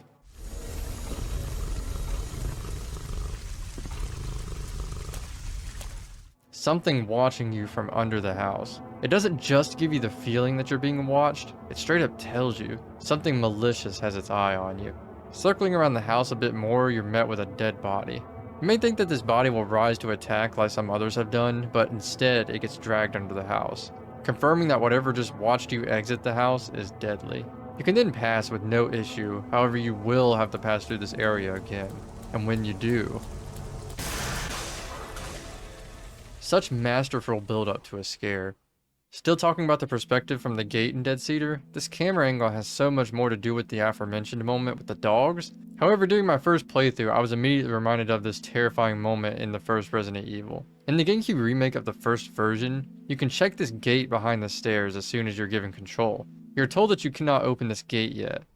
You're then met with this.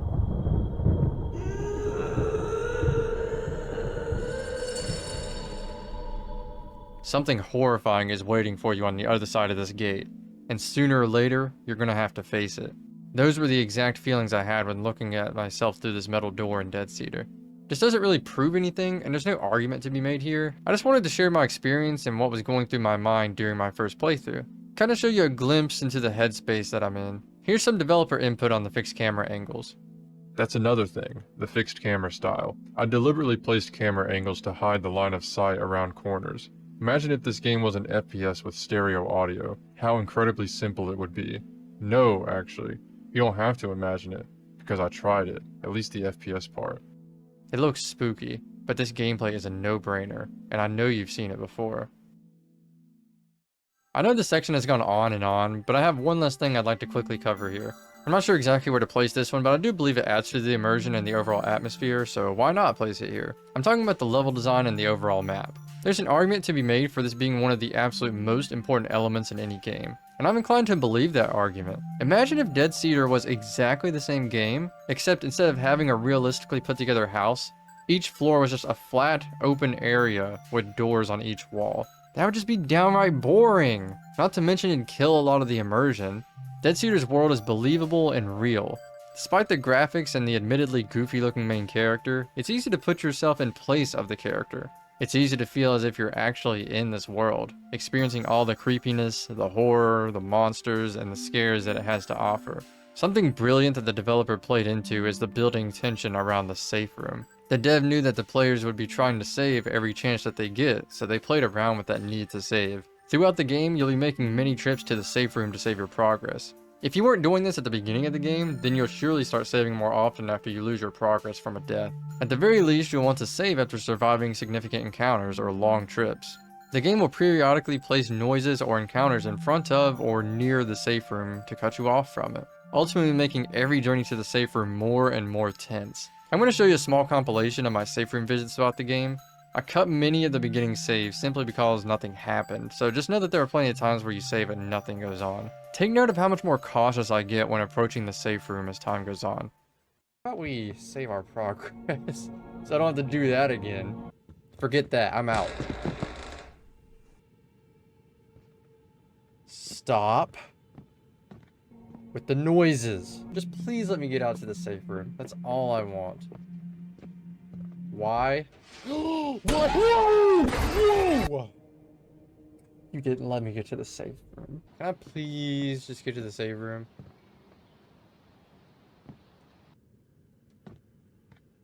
Please. Please, thank you. Okay, save. What happened? I heard that noise. Don't mess with me in my safe room. Okay. The game, look. The game knows that I want to go to the safe room all the time. So they've been putting stuff in front of the safe room to trick me up. I hate this. Please let me get to the safe room. Please. Please, without issue. Please. Dang it. Oh, it knows that I want to get to the safe room. Thanks to the atmosphere, Dead Cedar is a truly immersive experience.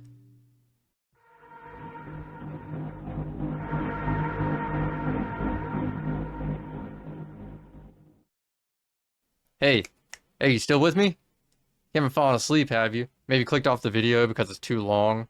Well, you wouldn't be hearing this if that was the case, so let's keep this thing going, shall we? If you made it this far, then I want to thank you. Thank you for listening to me rant and ramble on about subjects that are important to me for so long. I hope you found it as interesting as I have. Now, I think you deserve a reward for making it this far, so how about we get into what will probably be the most fun section of this video, the monsters and the scares. We'll be wrapping up thoughts on the monsters present in Dead Cedar, as well as having a bit of fun looking at monsters or enemies from other titles.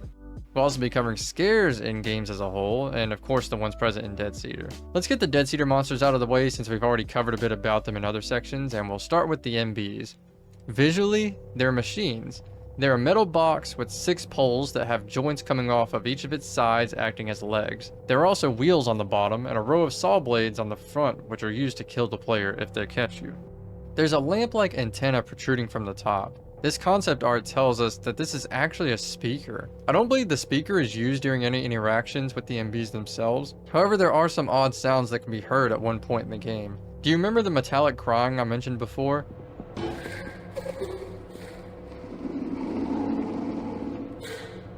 I believe that crying sound is being sent through this speaker.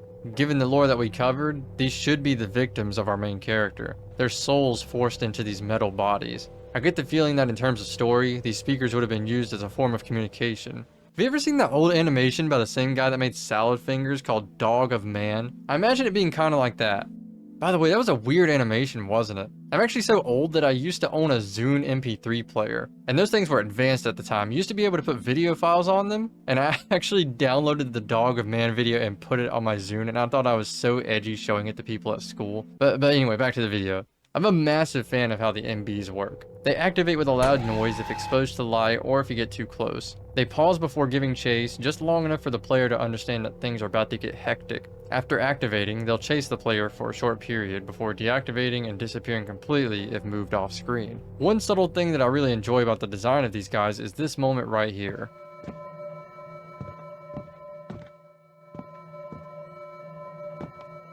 If you get very close to an MB, just outside of its activation range, you'll get this sound effect. This will immediately grab your attention and tell you that something is not right here. This sound is telling you that you are getting far too close, and one more step might just be the death of you, so you better be careful. There's multiple ways to deal with them, and that's not very common for enemies in indie horror games. Normally the way an enemy works in the average indie horror is that they'll magnet to you and follow you around the map. And if they touch you, it'll result in death or at the very least injury or health loss, leading to the all too common method of dealing with them, which is simply avoiding them or running away. MBs are so much more unique when it comes to how you deal with them. You can make it through the entire game without alerting a single one, and if you're careful, it's not really that difficult either. Although I must admit that with the way the game is set up, you're almost guaranteed to encounter the first one in the basement your first go around. Alternatively, you can remove them from the playing field by intentionally activating the MB and then outrunning it. The developer more than likely knew that players would intentionally activate MBs with an escape route in mind to get rid of them. However, the game doesn't tell you to do this. It lets you come up with this idea all on your own, and it's very satisfying to see a good plan work out. Now on to the DSPs. They appear to look like burned bodies, but they are certainly bodies nonetheless. They are the empty husks of what remains after whatever process has been done to them. Whatever this is. I have no idea what is in this hole, and I have no idea what's with the hand that comes out at the very end, but this is the DSP. My best guess as to what this stands for is Dark Side Phil. If you are enjoying what you're seeing, if you could support the stream today in some way, I would appreciate it. Liking is great, but... I'm kidding, obviously. There's no confirmation for what this stands for, but the best I can come up with is Dead-Seated Person. I'm actually wrong when I refer to the DSPs in the plural form, as there appears to only be a single one. This is due to the bit of text we receive after inspecting the empty chair backstage. I'm sorry, Mother. You can't stop me. Leading me to believe that the mother is the sole DSP and is trying to stop whatever ritual is happening from reaching its conclusion. I did give a lot of thoughts about the mechanics of how this guy or gal works in the difficulty section, so I'll quickly reiterate the important stuff again. There are 4 mandatory encounters with the DSP, no skipping them like the MBs. When it emerges, most times out of a locked door, it will slowly stomp after you until it either disappears after a predetermined amount of time, or snaps your neck. Must be a big fan of SCP-173, am I right? There's far less variety when it comes to dealing with the DSP when compared to the MB, however it's still got some unique aspects. It does give the sense that it has some semblance of a brain, as it'll turn to chase you through another route if it believes that this new route will cut you off. Crap, man! Keep going, keep going, keep going. Can we save it? Oh, the save room's locked, I think. Did you see that AI? Naturally, you'd want to keep your eye on a monster that's chasing you like this, but whenever the DSP enters a room or a hallway, it'll cause the light to malfunction and turn off if the light was on previously. So you can catch glimpses of where it is before it uses its natural camouflage to blend in with the darkness. At this point, you must rely on sound. Now, the DSP is loud, at least in the sense that it makes very loud stomping noises when moving.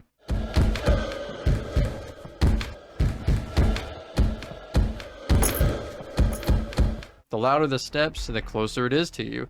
Now this is where the developer gets clever. The sound in this game is mono, not stereo, meaning all sounds in the game will be equal volume on either the left or the right sides of you. This is to work in conjunction with the DSP's proclivity to occasionally chase you from another direction. This is forcing you to listen really well to determine its position. I'll quote the developer here in another part of their devlog. Dead-Seater is presented in mono audio. Originally I made this choice just to make the game feel claustrophobic, but it also changes how the game works. How this succeeded.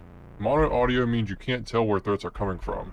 Thus, when the walking enemy turns off the lights and doubles back, the player is forced to choose a direction to run or wait to see where it is, which is risky for a couple of reasons which are coming up. If they run, they have the choice to turn around if the enemy stomping gets louder, or to just commit to their choice and hope they survive. This makes those chases tense, because tension in horror games is about making educated guesses and reacting to the consequences. The chases with the DSP are incredibly tense, and the way it moves and sounds as it chases you is just downright terrifying. I do have to reiterate the death problem, however. From the playthroughs I've seen, almost all of the frustration in this game is linked to deaths caused by the DSP. I've already rambled on about that issue, so I won't go into it again. If it wasn't already obvious, then I'll state it now. I love the design of the enemies in Dead Cedar. After all the monsters I've experienced in my years of playing indie horror games, it's truly refreshing to see such care put into them for a change. Monsters, killers, enemies, whatever you want to call them, are generally the main draw to horror games, at least most of the time. I mean, what do you associate Resident Evil with? The zombies, of course. Yes, there are a variety of enemies that you'll counter in the games, but zombies are what the Resident Evil series is known for. The same goes for indie horror as well, to an extent. Though the enemies may not be given a specific name, you generally remember the game as that game with the weird tentacle head hand monsters, or the horror game with the big moth enemy, or the game with the big guy with the sirens on his head, or the game with the tall blue toy-like creature. It's not as if these enemies take up most of the game's screen time either. They may only appear every so often as an obstacle to overcome, or sometimes they only appear a single time. Again, alluding back to the constantly dying issue, these things want to end your life prematurely, and if they're present, then that's exactly what they're going to attempt to do.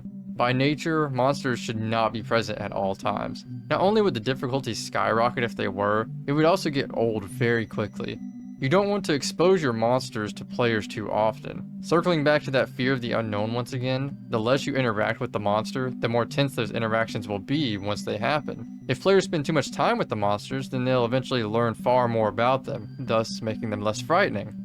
Once a guaranteed way is found to deal with an enemy in a horror game, that enemy no longer becomes threatening. I've talked about this in the difficulty section, but this is why I have an issue with horror games having a hard mode. You're arbitrarily adding more health to enemies to use up more resources. Maybe even upping the damage they deal to you, or even committing the worst sin of all, making players restart from the beginning upon death. This will cause you to research every detail about your enemies and exploit the easiest ways of handling them. And this completely removes all the tension horror from the equation. At this point, I'd like to go through some examples of enemies that I like and enemies that I don't like in a variety of horror games, both indie and AAA, and explain my opinions on why I enjoy them or dislike them. A lot of this is just going to be subjective opinions, but I wanted to include this just because it'd be fun. I'll only be going over enemies that are actually a threat to the player, so if a game has a reappearing entity that is placed there solely to spook you, then I will not be including it. In this Japanese horror game called Stone Stacking, the concept of the game overall is nice, however I'm not the biggest fan of the monsters. There are many monsters scattered around the map and they all look exactly the same. They also act the same as well. The gameplay mechanic itself is kinda neat. You stack as many stones as you want at once in your hand and take them to an altar. You need a certain amount of stones to complete that altar. The more stones you choose to carry, the less trips need to be made back and forth. However, the more stones you have, the more difficulty you'll have balancing them in your hand. It's kind of like bringing in groceries the horror game. If too much noise is made around the monsters or you drop your stones, then all monsters in the vicinity will begin to charge you. All you need to do is run away and they'll eventually stop chasing you. Their visual design is nice, however they're a bit too simplistic for my taste. Plus, they're everywhere, so you get desensitized to them rather quickly. How about another Japanese horror game example from a game called Midnight Report?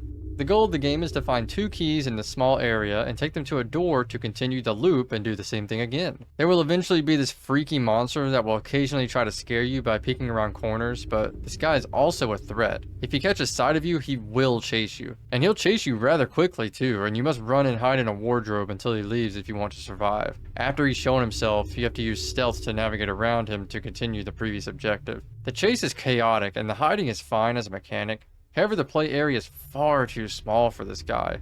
Every area is cramped and claustrophobic, and unless you already have sight of a wardrobe, then you're very likely to meet your end. Alright, this one may come as a shock, but let's head to a AAA horror game that I'd say is my absolute favorite horror game ever made. Silent Hill 2. I have a feeling I'm going to be in the minority here, but I think, speaking strictly from a gameplay standpoint, Pyramid Head is an awful enemy. Primarily his first encounter in the hotel. The other 2 encounters are okay, I guess. One of the other encounters is avoiding him in a fairly large area. Honestly, this is so easy that I actually didn't run into him during my first playthrough, and I had no idea he was even roaming the area. The other is purely combat focused, and there's 2 of them there for some reason. Do enough damage and they're done. However, we're talking about the first encounter, and the first encounter is just straight up poor in my opinion. You enter the room and Triangle Head is doing something weird again, and the door locks behind you. You have to deal with this guy one way or another now. The game gives you no indication whatsoever on how to progress here, but this encounter is purely time-based. You need only to survive an arbitrary amount of time until he decides he's bored and just walks away. The room itself is more of an enemy than Pyramid Head himself. The space is so incredibly cramped that you're almost always in danger of getting clipped by his massive blade when he swings it. I get the feeling this was done intentionally to make each miss feel very close, but when you die to it, it feels totally cheap. Another issue is that you'd likely think you need to damage him to kill him or something, but this is simply not the case. Bullets will slow him down, but it's ultimately a waste of resources. Feel free to fight me in the comments on this one. Back on the indie side, we have a game called Dollhouse. Most of the game is a haunting walking sim with key collecting and note reading, the basic standard fare. But after grabbing a key to the basement, you'll find that you're being followed by what appears to be a little ghost girl. It's very easy to figure out how she works, but dealing with her is a challenge all on its own. You know she's there by either visually seeing her or hearing her footsteps. You'll quickly find that you only hear the footsteps when you look away from her. You must make your way through the environment while keeping an eye on her so that she does not catch up to you. This encounter is incredibly tense, but honestly it's not too difficult because it's easy to understand. You're also very familiar with the environment around you. They do place a few things in your way, but for the most part, navigating to your destination is not all that difficult. So you get to experience a terrifying encounter without being subject to too much frustration or exposure to the enemy. But then the game repeats this exact same encounter with a ghost boy now taking place in the basement of the house. This time around, your light will occasionally shut off on you and the boy will move closer during that time it takes you to turn it back on. We are far less familiar with this environment, so navigating it backwards is way more difficult. Not to mention that the game completely changes up the routes you need to take to reach your destination. This makes it far more of a trial and error encounter, resulting in unnecessary deaths, which makes it far less scary and more frustrating than anything. Now this game is called Mr. White. The goal is to roam around the house of this guy and collect keys among other items and escape. All the while Mr. White himself is roaming around the house and you must avoid him. Similar to the Japanese game mentioned before, Midnight Report, he basically works the same way. The game is actually like a poor man's Granny if you've ever played that game. If he catches sight of you, then he'll say, "I see you," then give chase. You can then run and find a wardrobe to hide in. After that, he'll leave you alone. It's almost too easy to avoid him. You also have to wait for him to go away while hiding in the wardrobe, and this can take a while. Sometimes he'll just, walk back and forth right in front of you, and you'll be waiting in there for way longer than you should. Now this is stealth gameplay at its finest. His inclusion in this world is more of an annoyance than a threat. It feels like he's just there to waste your time, nothing more. Also, this game commits my personal offense of having multiple difficulties. Just an unnecessary inclusion to me.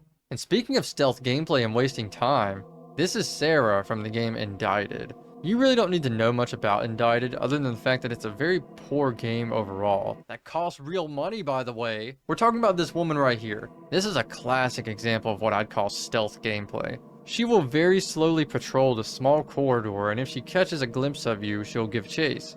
You can avoid her sight or lose the chase by crouching under a few select objects in the area. She is incredibly simplistic in design, but the issue is her speed of movement, combined with how small the play area is. Also combined with how deadly she is if she catches you. You have to traverse back and forth through this area to progress. The worst part is you don't get a clear direction on where to go, so you may end up wandering around for a while. If you want to safely travel from one room to another, then you simply have to wait. Take your hands off the keyboard and the mouse for 5 to 10 minutes until she passes. This right here, no hands on the keyboard.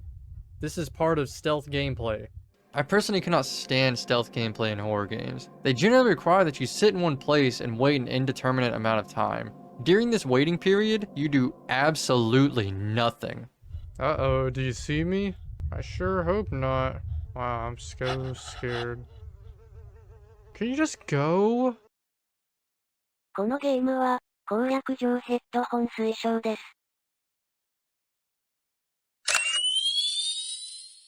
Alright, let's switch it up with some good monster design, shall we? This is SSC, or I Can See It, a Japanese horror game that you may or may not have heard of because of my channel.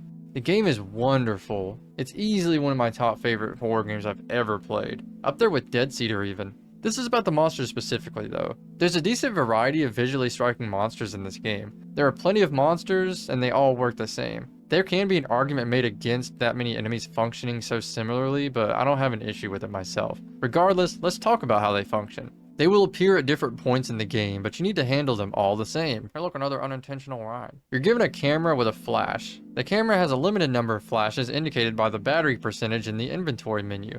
You can pick up batteries in the environment to get more flashes if you're running low on battery. The flashes have two purposes. They momentarily stun the monsters while also revealing their position if within flash range. See, most of the enemies in this game are invisible. Normally they'll only become visible once they get very close to you. The flash will reveal them while also stunning them in place. This by itself would make the enemies a bit frustrating to deal with, but they do have one more attribute that balances this out. Each monster is constantly making a unique sound. The lanky guy will always be humming a song, the floating head will be making a constant whistle type noise, the bathroom lady will be sniffling, the dog will be making dog noises, and what I believe is the developer's floating face will be emitting an eerie sound. This gives each of them a bit more personality, and it really helps to differentiate them from each other despite them mechanically being the same. If you've enjoyed this video essay, then I highly recommend you check out the one that I made about this game. It's a video about how the game disappeared from the internet, and it's a great watch. It'll come up in the card in the corner, and it'll also be linked in the description. Go check it out!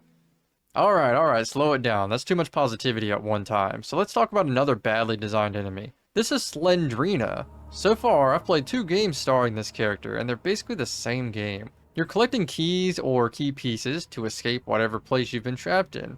Occasionally, and seemingly at random, Slendrina will appear, accompanied by a loud noise. All you have to do is look away from her and you'll be fine. Though there is something unique that happens that I'm a bit divided on, and it happens when she appears. When she shows up, the game will force you to look at her no matter what you're doing or where you're looking. While this can be frustrating to have the control taken away from you, I personally love a good jump scare, and this sudden control being taken away from you is incredibly jarring. Another monster that most, if not all of you are probably familiar with is SCP-173. He's actually been mentioned in this video a few times. I'm sure he needs no introduction, but I'll talk about him just in case. 173 is a statue, though he looks more like an alien to me. He is confirmed to be made out of concrete though. He functions in a very simple way. He can only move if no one is looking at him. Once all eyes are off of him, he'll quickly move towards anyone around and snap their necks. In SCP Containment Breach, one of the most unique mechanics is the blink meter in the bottom left. Once it reaches 0, the game will force you to blink, which will make the screen turn black momentarily. 173 can move during this time, and if you don't properly manage this gauge while he's around, then you're likely to get your neck broken. I really enjoy this mechanic, as simple as it is. If the game is working as intended, then 173 isn't much of an issue to deal with, though these encounters can still be intense. A perfect balance of danger and ease of dealing with an enemy. And last but not least, one horror game enemy that we all know and love, or hate. It's one that I have a lot of history with. I'm talking about the classic man himself, the faceless guy that's dressed to impress. I'm talking about Slender Man, specifically his iteration in the original Slender game. The goal of the game is to collect a total of 8 pages placed on unique structures around a static map while being stalked by a faceless man in a suit. I'll be honest, I wasn't 100% sure how he worked, so of course I looked this information up for the video. The wiki page for the original game explains this so much better than I ever could, so let's give it a read. As the player collects pages, the fog in the forest grows thicker, and Slenderman appears closer to the player's character, though the character's sprinting speed slowly increases as well. Slenderman moves by teleporting, creeping around the player, but only from a certain distance. The player is equipped with only a flashlight to see through the dark. Its battery life is limited and will eventually shut down permanently if left on for an extended period of time. The player's character has the ability to jog, which will eventually tire out the player and make them wheeze if Slenderman will occasionally appear in the player's field of vision, accompanied by a loud slamming noise and/or static on the screen. This then allows the ability to sprint to become available to the player. Sprinting allows the player to move faster than jogging does, but will also decrease the maximum stamina available for jogging and sprinting. A game over occurs when either the player has taken too long to find a note, the player stares at Slenderman for too long, or if Slenderman comes into contact with the player, which will turn them around and end the game. After giving this a read, you'll likely agree with me when I say that these mechanics are fairly simple. The issue that I have with how Slender works in this game is not precisely how he functions, but the lack of feedback and information that you're given within the game. Something I love about the game is how it drops you straight into the forest with nothing other than the objective. It makes the game incredibly atmospheric, however it sacrifices telling you core mechanics, such as the flashlight's battery dying or how your sprint works. The same goes for Slender Man himself. I've died countless times to him, and every single time I've had no idea what I did wrong or what I could do to stop it from happening again. It's ultimately either a huge slog of trial and error and luck, or you simply look up how to beat it. Neither of which makes for a good horror experience, if your goal is to win, that is. Before we move on, I just want to clear this up. I love the original Slender game. I'm just not the biggest fan of the crypticness of all the mechanics. The gameplay is insanely atmospheric and the scares still hit me hard to this day. I actually replayed it again back in 2020 if you'd like to check that out as well.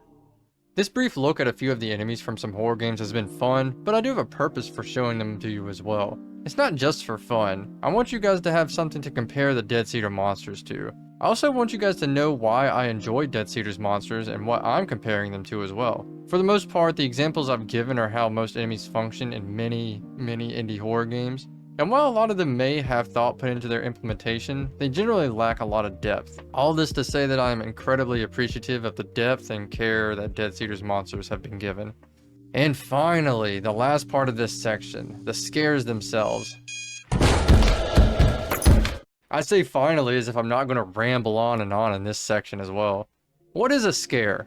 By definition, it is a sudden attack of fright, more akin to what we would refer to as a jump scare. Scares cannot be defined by one example, as there are a wide variety of ways for a developer to attempt a scare. Some will just throw loud noises and pop-ups at you endlessly, hoping for a cheap jump or reaction, and others will let the scare build up. They'll wait for the player to feel immersed in the world before trying to scare them. I'll be covering jump scares, but I also want to cover elements that cause fear in a not so sudden way as well. Let's save the best for last here and start with the more subtle scares. I think subtlety is king in horror games. It is the biggest factor that contributes to my own levels of fear when playing a horror game. Most of the time this will manifest in the sound design, but there are subtle visual scares to find out there too. This is most likely covered in the atmosphere section, but let's revisit it, shall we? I've actually gone through the game multiple times and bookmarked every instance where I feel Dead Cedar is attempting to frighten the player, whether it be in a subtle way or a more obvious one. I counted a total of 34 times, and while I would love to cover each and every one, I won't. See, even though I've detailed just about everything about the game, if you haven't played it, then you simply haven't played it. Experiencing it for yourself and listening to some nobody on YouTube talk endlessly about it are two totally different things. I guarantee that even after watching this entire video, you'll still have a great time playing Dead Cedar. So I will not spoil every single scare like that one guy always does with the timestamps in the comments of a scary game playthrough. I'll go less in depth, but let's start with examples of subtle scares found in Dead Cedar.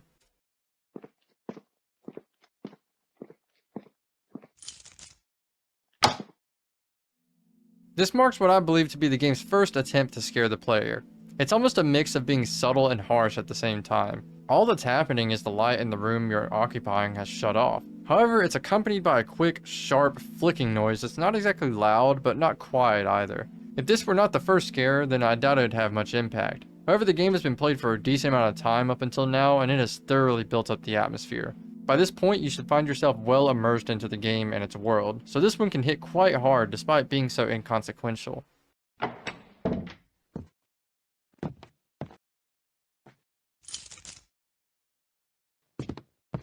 I'm sure I'm in the minority here, but this pan over to the boarded up glass door in the laundry room always manages to give me chills. It's as if every single time it shifts the camera over, I expect something to be right there in my face waiting for me just off screen.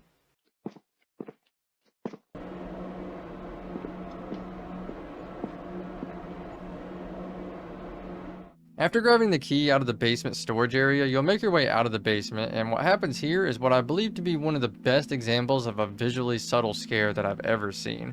This was covered in the camera angle section, but I don't care. We're talking about it again because it's just that good. Once you enter the long red hallway, the camera angle is perfectly placed to be able to show the entirety of the hallway you're walking down. You can also see not only into the room you just exited from, but the hallway after that room as well, right where we just picked the key up from. This doorway takes up such a small percentage of the screen, yet it's so clear that something changed when the light goes out, even if you weren't looking directly at it. And that feeling that I got experiencing this for the first time was haunting. And guess what? This subtle light trick does one last genius thing. It sets up some extreme tension for the next time you have to go in there. You will have to enter that room again, and you're going to remember that light going out. The worst part is, you're absolutely right to be afraid. because the next time you come into this room, there will be an MB waiting for you in the shadows. There is so much wrapped up in such a small and subtle occurrence. I love it.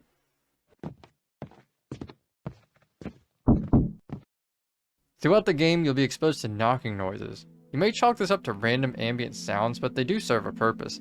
They are directly related to the DSP. For example, before the first chase with the DSP, you'll only hear the knocking when passing by the door that contains the DSP after passing certain progression points. There will be 1 knock the first time, 2 the second, and 3 the third, basically warning you that it's getting closer and closer to breaking out.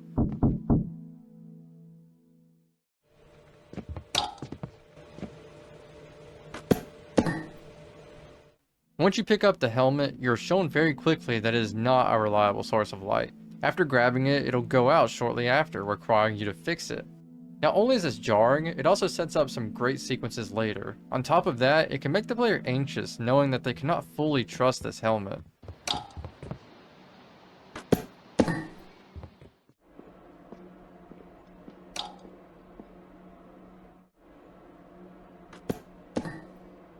This is the last of the subtle scares that I'll be covering. Trust me, there are so many more though. This is one of the sequences I mentioned in the last point. After making your way back out of the basement, you're given the same angle from earlier that shows the multiple rooms off to the side. However, this time around things are much darker. You can only use your helmet to light the way. Upon passing by this doorway, your light will illuminate an MB sitting in the darkness directly inside, after which your light will go out. This combination of scares works so well and creates a sense of either panic or urgency. You need to get that light back on, and you need to get away from there. Now that I believe you've gotten a grasp on what I mean by subtle scares, let's move on to the big one. The thing that practically made horror Let's Plays a thing. I'm talking about jump scares. The scares that are using everything at their disposal to get a reaction out of you. Sudden loud noises, screamers, things popping up out of nowhere, or just straight up jumping right at your face. I'd wager that the reactions these jump scares cause to the YouTubers that played the games are still some of the biggest incentives that keep people watching. It can be entertaining to watch someone else experience fear without having to experience that fear yourself. It's almost like watching someone fall. It can be really comedic when it happens to someone else, but when it happens to you, it hurts. And most of the time you don't feel like laughing. I've always found a lot of interest in how these scares influence the thoughts of the person playing. Maybe it made them feel legitimately fearful, or maybe it made them laugh, or it could even make them frustrated. So many emotions that these scares can bring out of us. But how exactly does that happen? Are not all jump scares created equal? Absolutely not. Some jump scares feel cheap, some are executed poorly, and some are executed masterfully. It all depends on the developer's use of them and your personal investment in the game itself. Are you immersed? Then you're far more likely to have a jump scare frighten you. It's locked.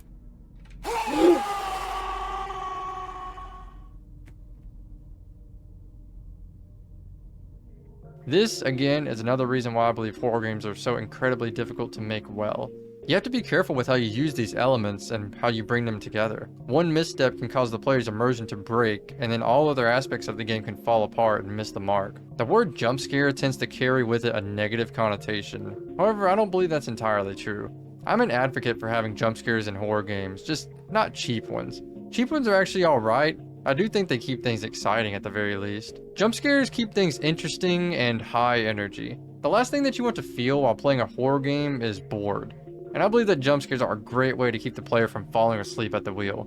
It's not exactly difficult to create a good jump scare by itself. For the most part, there isn't much difference between a good jump scare and a bad one. However, the difficult part comes before the scare. Obviously, you can't just put a box texture coupled with a loud noise and expect someone to praise it.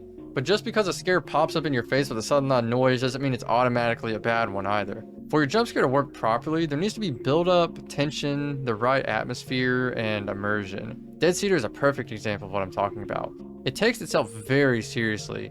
It gives you time to immerse yourself into the world, and it uses ambient sounds to really pull you in. And once it makes you feel like you know what the game has to offer, it throws the jump scare curveball, especially with that first MB. Another reason this first scare is so genius is because the jump scare is directly due to the player's actions. You turn on the light to see, this wakes up the MB. Even if you don't realize it in the moment, you've made the scare happen and you feel as if the scare was more of your fault and not due to the developer deciding that it's time to spook you. I can't really go much more in depth about all this without retreading ground already covered. Plus this video is probably far too long already, so no reason to drag things out any longer than necessary. Each and every jump scare Dead Cedar has to offer is well placed and well executed. Sure, there are loud noises with sudden changes in the environment meant to get a reaction out of you, but they're all paced so well. You never get jump scares one after another desensitizing you to them. The developer gives you plenty of time to calm down before throwing another one at you. Pacing is a very important factor when making a jump scare work well. Amnesia makes great use of pacing for its scares, and it's regarded as one of the scariest games ever made. You'll go long periods of time without encountering anything terrifying, then suddenly out of nowhere you'll be thrown back into the mix once again. It's all about that subversion of expectation. Like comedy, actually. The final scare that I want to cover in Dead Cedar is what I think is one of the scariest instances I've ever experienced in any horror game. And it's due to this subversion of expectation that this terrified me as much as it did. Okay. It took me a minute to realize what was going on there. I'm just gonna run outside. I can't. I am cornering myself. I really hope he stops chasing me.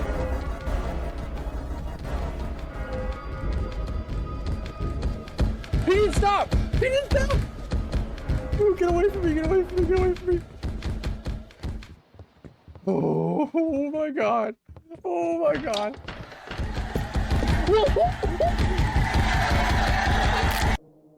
In this clip, I was so scared that I was literally unable to move in the game, and I covered my face in fear as if I was in danger in real life. After escaping the DSP, I had the expectation that I had conquered the enemy as I had all other times. Having overcome this obstacle, I wanted to save my progress as I had done every other time that I escaped. Upon discovering that the save room was locked, I was immediately confused and fearful since I couldn't save my progress. The headlamp promptly goes off at this moment and I instinctively fix the light immediately. You cannot move while fixing the light, and during this time the chase has started up again. This hasn't happened before, and coupled with the fact that this chase music was different and quiet at that moment, I didn't catch on immediately. And once I hear that familiar stomping, then I realize what's happening, but by this point it's too late. Too many thoughts are going through my mind to process that I need to escape, and all I can manage to do is ball up and accept death. The mental stack has been overloaded. My expectations were subverted 3 total times here. The save room being locked after a chase had never happened before. It's entirely coincidental that I happened to be right beside it after the chase ended though. But regardless, it did contribute to that terror. The next subversion was the light going out. This had happened before, but it added to the mental processes already happening in my mind, and I didn't expect it in that moment. And lastly, the chase starting up again. Not only had this never happened before, it had never been this fast, and this terrifying noise accompanying the chase was new as well. All this culminating in an incredibly terrifying moment. Okay, this is totally unprofessional in terms of like the rest of this video, but I have to put this in here. I am at the point in the video where I have played this game like 15 or 20 times. I thought I had seen everything, and something just happened that, oh my god, it terrified me. So I'm just sitting in my room like almost 9 p.m. in the dark and the quiet, just trying to record some of the background music for this game. Let's go see what I'm talking about. So I'm at the point very into the game where you are going out to the beginning of the game where you parked your van to go get father out of the back, and I was just looking for areas in the game that had unique music, and I was thinking, let's go see if the attic or maybe the roof has any unique music.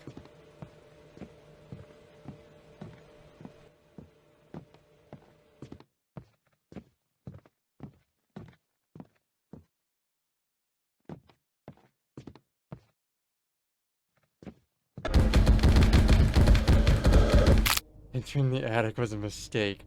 Don't go into the attic. It probably does not, I've talked about it in the video, but it probably doesn't translate as well to watching it. But when you're playing it, there's some like fight or flight kicking in there. But yeah, I had to include that. I thought I'd seen everything in this game, and that's something new. Alright, let's wind down with some fun and do some comparing here. We're going to take a look at some jump scares from some other games and observe how these make the players feel afterwards, shall we? Hello everybody, my name is Markiplier and welcome to Five Nights at Freddy's.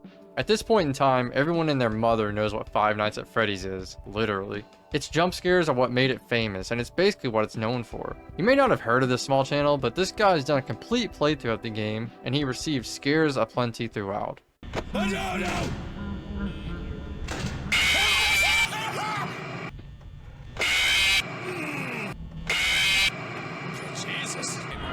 you're not. Oh, come on! I've only chosen a few examples for the sake of brevity, but it's clear that after a while, Mark has become desensitized to these scares. By the end of it, all sense of fear is left, and Mark is simply following a process to win, while failure simply results in frustration, lost time investment, and a loud noise. Jump scares in FNAF are notorious for their surprise factor. Coupled with its incredibly loud volume of scares, this can make for some admittedly funny reactions. These kinds of scares are like having a cake and eating all the icing off of it first. It's so good at the beginning, but once all that icing is gone and you've been scared for the 50th time, you start to feel sick or desensitized. Now all you're left with is boring icingless cake and frustrating loud noises. Okay, for real this time, let's move on to a lesser known channel. Oh, it's me! What do you know? This is SSC once again. While the game doesn't exactly have a bunch of traditional jump scares, the game naturally produces moments that can jump scare you. For example, this moment during my first playthrough. The monsters are invisible and only appear once close to you. They're accompanied by unique sounds that get louder the closer they are, so you can generally have an idea of their location. While learning this mechanic, it makes sense that at some point, one of these monsters will manifest seemingly out of thin air and give you a good jump. Oh my god! Another point where the game attempts a more legitimate jump scare is the bathroom sequence. After exiting the stall, there will be a pop-up with a loud noise. However, this isn't just a cheap scare, it's a warning that something is coming, and you must act if you do not want to die. What was that? I didn't even see it. Oh my god! In this game, Fears to Fathom, nothing too frightening happens throughout pretty much the entirety of the game.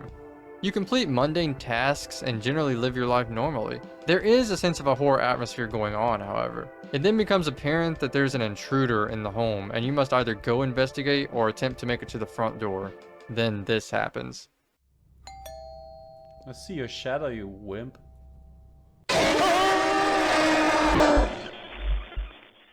It's again a loud noise with a pop-up. However, in this instance, this scare feels very well earned, although I do believe the noise chosen isn't very fitting. You can even see Zen right here kind of laughing in agreement as if saying, "That was good, you got me." The game earned this scare because it didn't cheap out by throwing jump scares at you early or throughout. It took itself seriously, and when the time was right and you're at your most immersed, it lets it all out. The scare in isolation looks cheap, but coupled with everything else in the game, I'd argue that this is a good jump scare. We can see that happening here once again, but also with a unique twist. This is Depart, a body cam style horror game with a large emphasis on realism and immersive atmosphere. The game takes itself incredibly seriously, at least for the most part, letting the player feel as if they're really in this world with realistic feeling movement, visuals, and sound. It waits just until you start to feel comfortable in the world when This is a... another well-earned scare for pretty much the same reasons as the last game. There is another instance later that I find rather interesting. The game has a gun mechanic, and up until now, there hasn't actually been any reason to defend yourself. The only use the gun is provided is shooting locks off doors and possibly a small sense of safety. Though that safety is only as good as you are with the gun in theory, right? What the freak is that, man? This scare requires the player to react and do something about it. You haven't used your gun for self-defense up until this point, so it's a mad scramble to shoot the attacker. This panic causes Miles here to flail the gun around, shooting wildly, hoping that a shot hits its mark. This is the very next scare after the first, and it acts as an evolution. The first was a loud noise with a scare. The second is a scary situation that you have to do something about. Next is a playthrough that I did of a game called Confabulation. The jump scares in this game are basically just entities appearing, and once you look at them, you get a spooky noise. This happens as early as a couple minutes in for me. Ah, God, what the heck? And it continues to happen over and over and over to the point where it's no longer scary. It's just something that happens in the background. These scares don't mean anything, and there's ultimately no danger whatsoever. By spamming these scares, it makes it very easy for the player to figure out for themselves and begin to ignore or mock the scares instead. Don't. I see you! Lastly, we'll go over a game called Danny's House. For the most part, it takes itself seriously for a decent amount of time, and while I think the first scare is paced fairly well, this is the definition of loud scare plus pop-up in your face. Alright, here's the breaker. in a sense almost copying the Five Nights at Freddy's formula.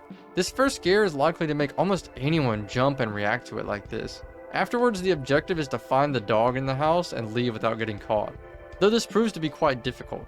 If you're caught, then you're greeted with the same scare over and over. After a while, this will become far less frightening and will become more of a representation of failure, also like Five Nights at Freddy's. Once you see this jump scare, you'll know you failed, wasted your previous time, and must try once again. This jump scare will become a symbol of frustration. To reiterate, there are references for comparison to what Dead Cedar offers in terms of scares, and just like the monsters, I want you guys to understand where I'm coming from. That's why I enjoy the scares in Dead Cedar so much. Again, I've taken a simple topic and managed to talk about it non-stop. I'm passionate about horror, what can I say? Obviously, if you're still watching, then you must be interested in my opinions in some capacity, right? Alright, we're almost done here. We're approaching the final 2 sections, and I promise these last 2 sections are going to be shorter than the previous ones. Oh.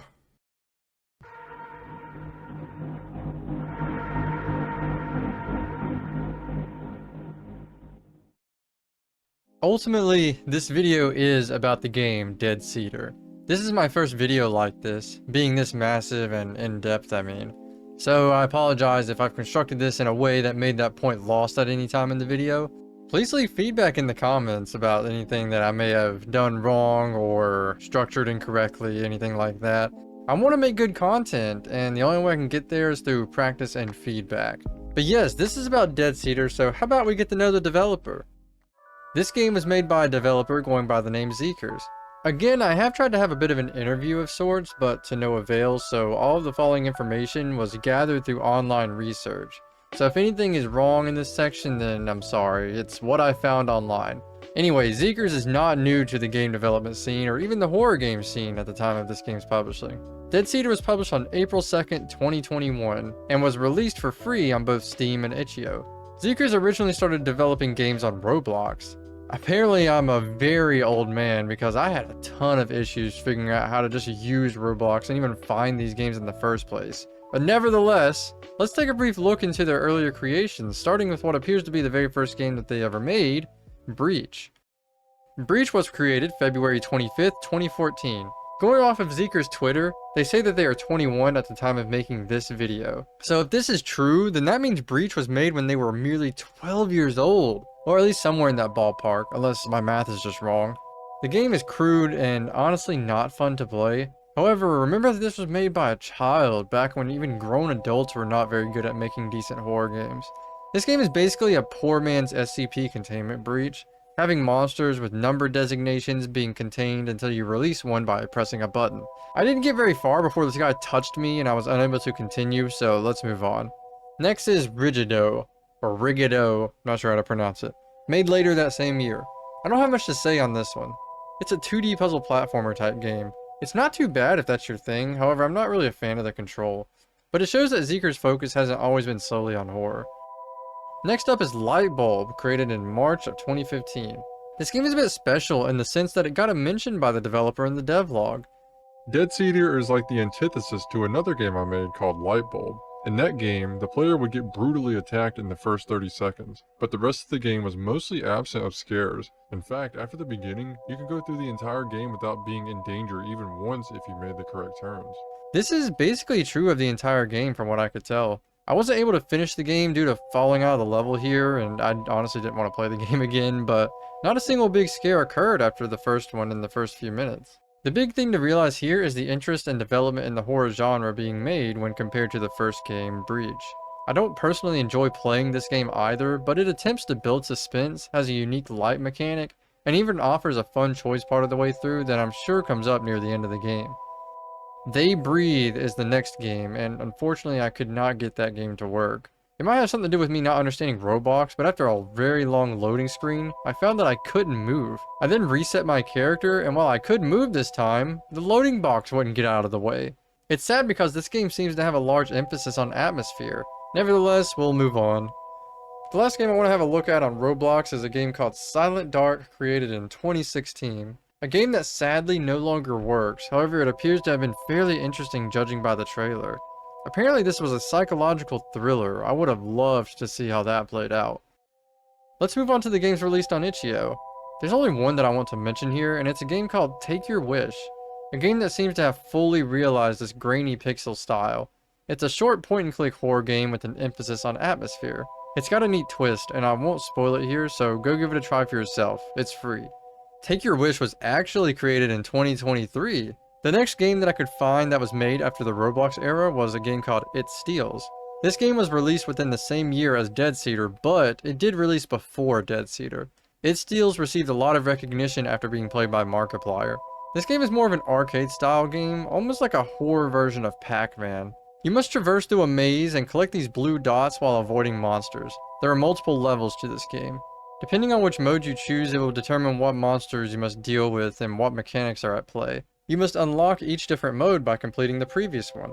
It's rather interesting as a concept, although personally I found the experience to be more frustrating than scary. Again, each scare was basically indicative of failure and time wasted. The whole gimmick of the game is to die over and over and get better at the game each time. Though I did find myself reaching a skill ceiling constantly and then relying on luck more than anything. I don't think that horror mixes well with this kind of gameplay. It's good for a scare or two, but the constant deaths will lead to frustration. And we've already talked about how that can totally ruin the horror atmosphere. Though the game may not be to my liking, I'm sure there are plenty of people who have a great time playing this.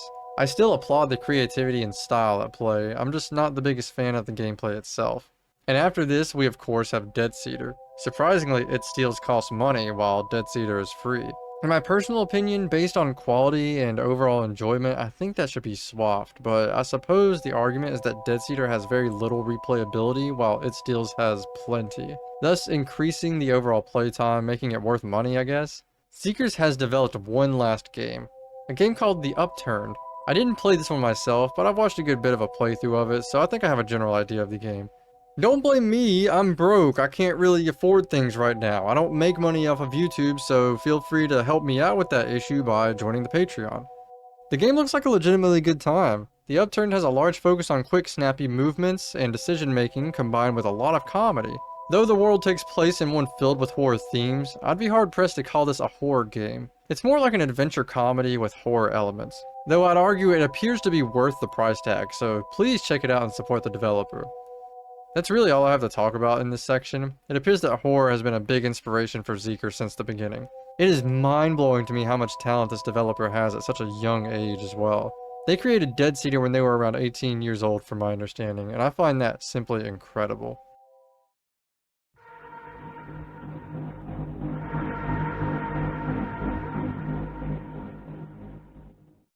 At last, we've reached the end. This is the last section, and again, I don't have too much to say here. I just want to give some closing thoughts on the game, the video, and myself. I love Dead Cedar. You could probably tell by how long this video is and how much I've talked about it. It's easily in my top 5 indie horror games I've ever played. It's far from perfect, but it's so much better than a lot of the games you'll find out there. And I think it proves that classic survival horror tropes, mechanics, and elements can still thrive in today's horror era. It really hits the nostalgia chords with its use of static camera angles and tank controls. And it's not just a walking sim, it requires some brainpower and skill to make it through to the end. It's filled to the brim with incredible atmosphere and sounds. It paces itself very well, making the already frightening scares even more terrifying. I must say that its downsides are absolutely the fact that it's basically a key hunt when it comes to progression. And it does cheat its playtime by constantly making you run to opposite ends of the map. But again, the game doesn't cost money, so it's not doing that on purpose, I guess. I've easily played through this game upwards of 10 or more times now, and I still manage to get creeped out in certain sections. I'll say it again. Play this game for yourself. Games like this should be applauded, and we need more games with creativity and originality like Dead Cedar. I'm completely out of things to say about the game that I haven't ran into the ground already, so I'll just move on. This video is special to me, not just in the sense that it has taken me almost 2 months to make, but it's a leap in content that I've wanted to take for a while. If you look at my channel, it's basically all Let's Plays of horror games. I love horror, and I never plan to stop revolving my content around that, though I've always wanted to get into the video essay field. That being said, aside from my video on SSC, this is my first real attempt at a fully fledged video essay. I did try doing another video essay on the Backrooms and Backrooms horror games a while back, but honestly, in my opinion, it didn't really live up to the standards that I had hoped for it. So this is kind of like my definitive first video essay. I welcome any and all feedback, as this is something that I want to continue to do and I want to get better at it. Help me identify any sloppy areas that may be in this video. I've put so much effort in this video all by myself, so I would really appreciate if you could hit the like button on this video. It's really not about thumbs up big number, I could care less about that. It's about appeasing the algorithm. I would really like for this video to reach a wider audience outside of my like 600 subscribers, and the algorithm loves interaction, engagement, and total watch time. Engagement being leaving a like or a dislike or a comment. Again, I made this all on my own during my own free time, and I make zero money off of my content at the time of making this video, so I do have a Patreon setup linked in the description for anyone in a position to help support me and the channel. As it stands, I'm basically working for free, and while I do enjoy making this content, it is a lot of work. My goal is to make enough money through YouTube and Patreon to be able to hire an editor to do most of or all of the video work for future videos. That way I can do all my research and script writing, and then once that's finished I can move straight on to writing and research on my next script while the video is being edited for the previous one. Ultimately getting this content out far faster and more regularly. I want to give a shout out to Mauler, easily the biggest inspiration for this video and my interest in this kind of content in general. He appears to have moved on to making reviews about movies instead of games, but I do highly recommend checking out his older videos on games like Resident Evil 7, Amnesia, and Dark Souls 2. His ability to go in depth on every point he makes is unparalleled. Lastly, I want to thank my YouTube friends who've helped provide their gameplay and perspectives. All of them will be linked in the description, and it'd really make me happy if you go subscribe to them. Speaking of that, subscribe to me! If you're new to the channel and you enjoyed this video, then hit the red button. I'm planning to do way more videos like this, so hit the bell as well to get notified when these videos drop. I no longer have a set schedule, so videos are going up at random, and it's really nice to have that notification to alert you guys for when those do come out. You can follow me on Twitter and join my Discord to keep up with what I'm doing and to get updates on my current projects. Links for those are in the description as well. Basically, just go to the description for everything. Everything's down there. If you're interested in Let's Play content of horror games, then check out my other videos. I've got tons of videos of lesser known horror games, and honestly, I know the Let's Play style of content has kind of died out. However, I do personally think a lot of what I've done in the past is quite entertaining.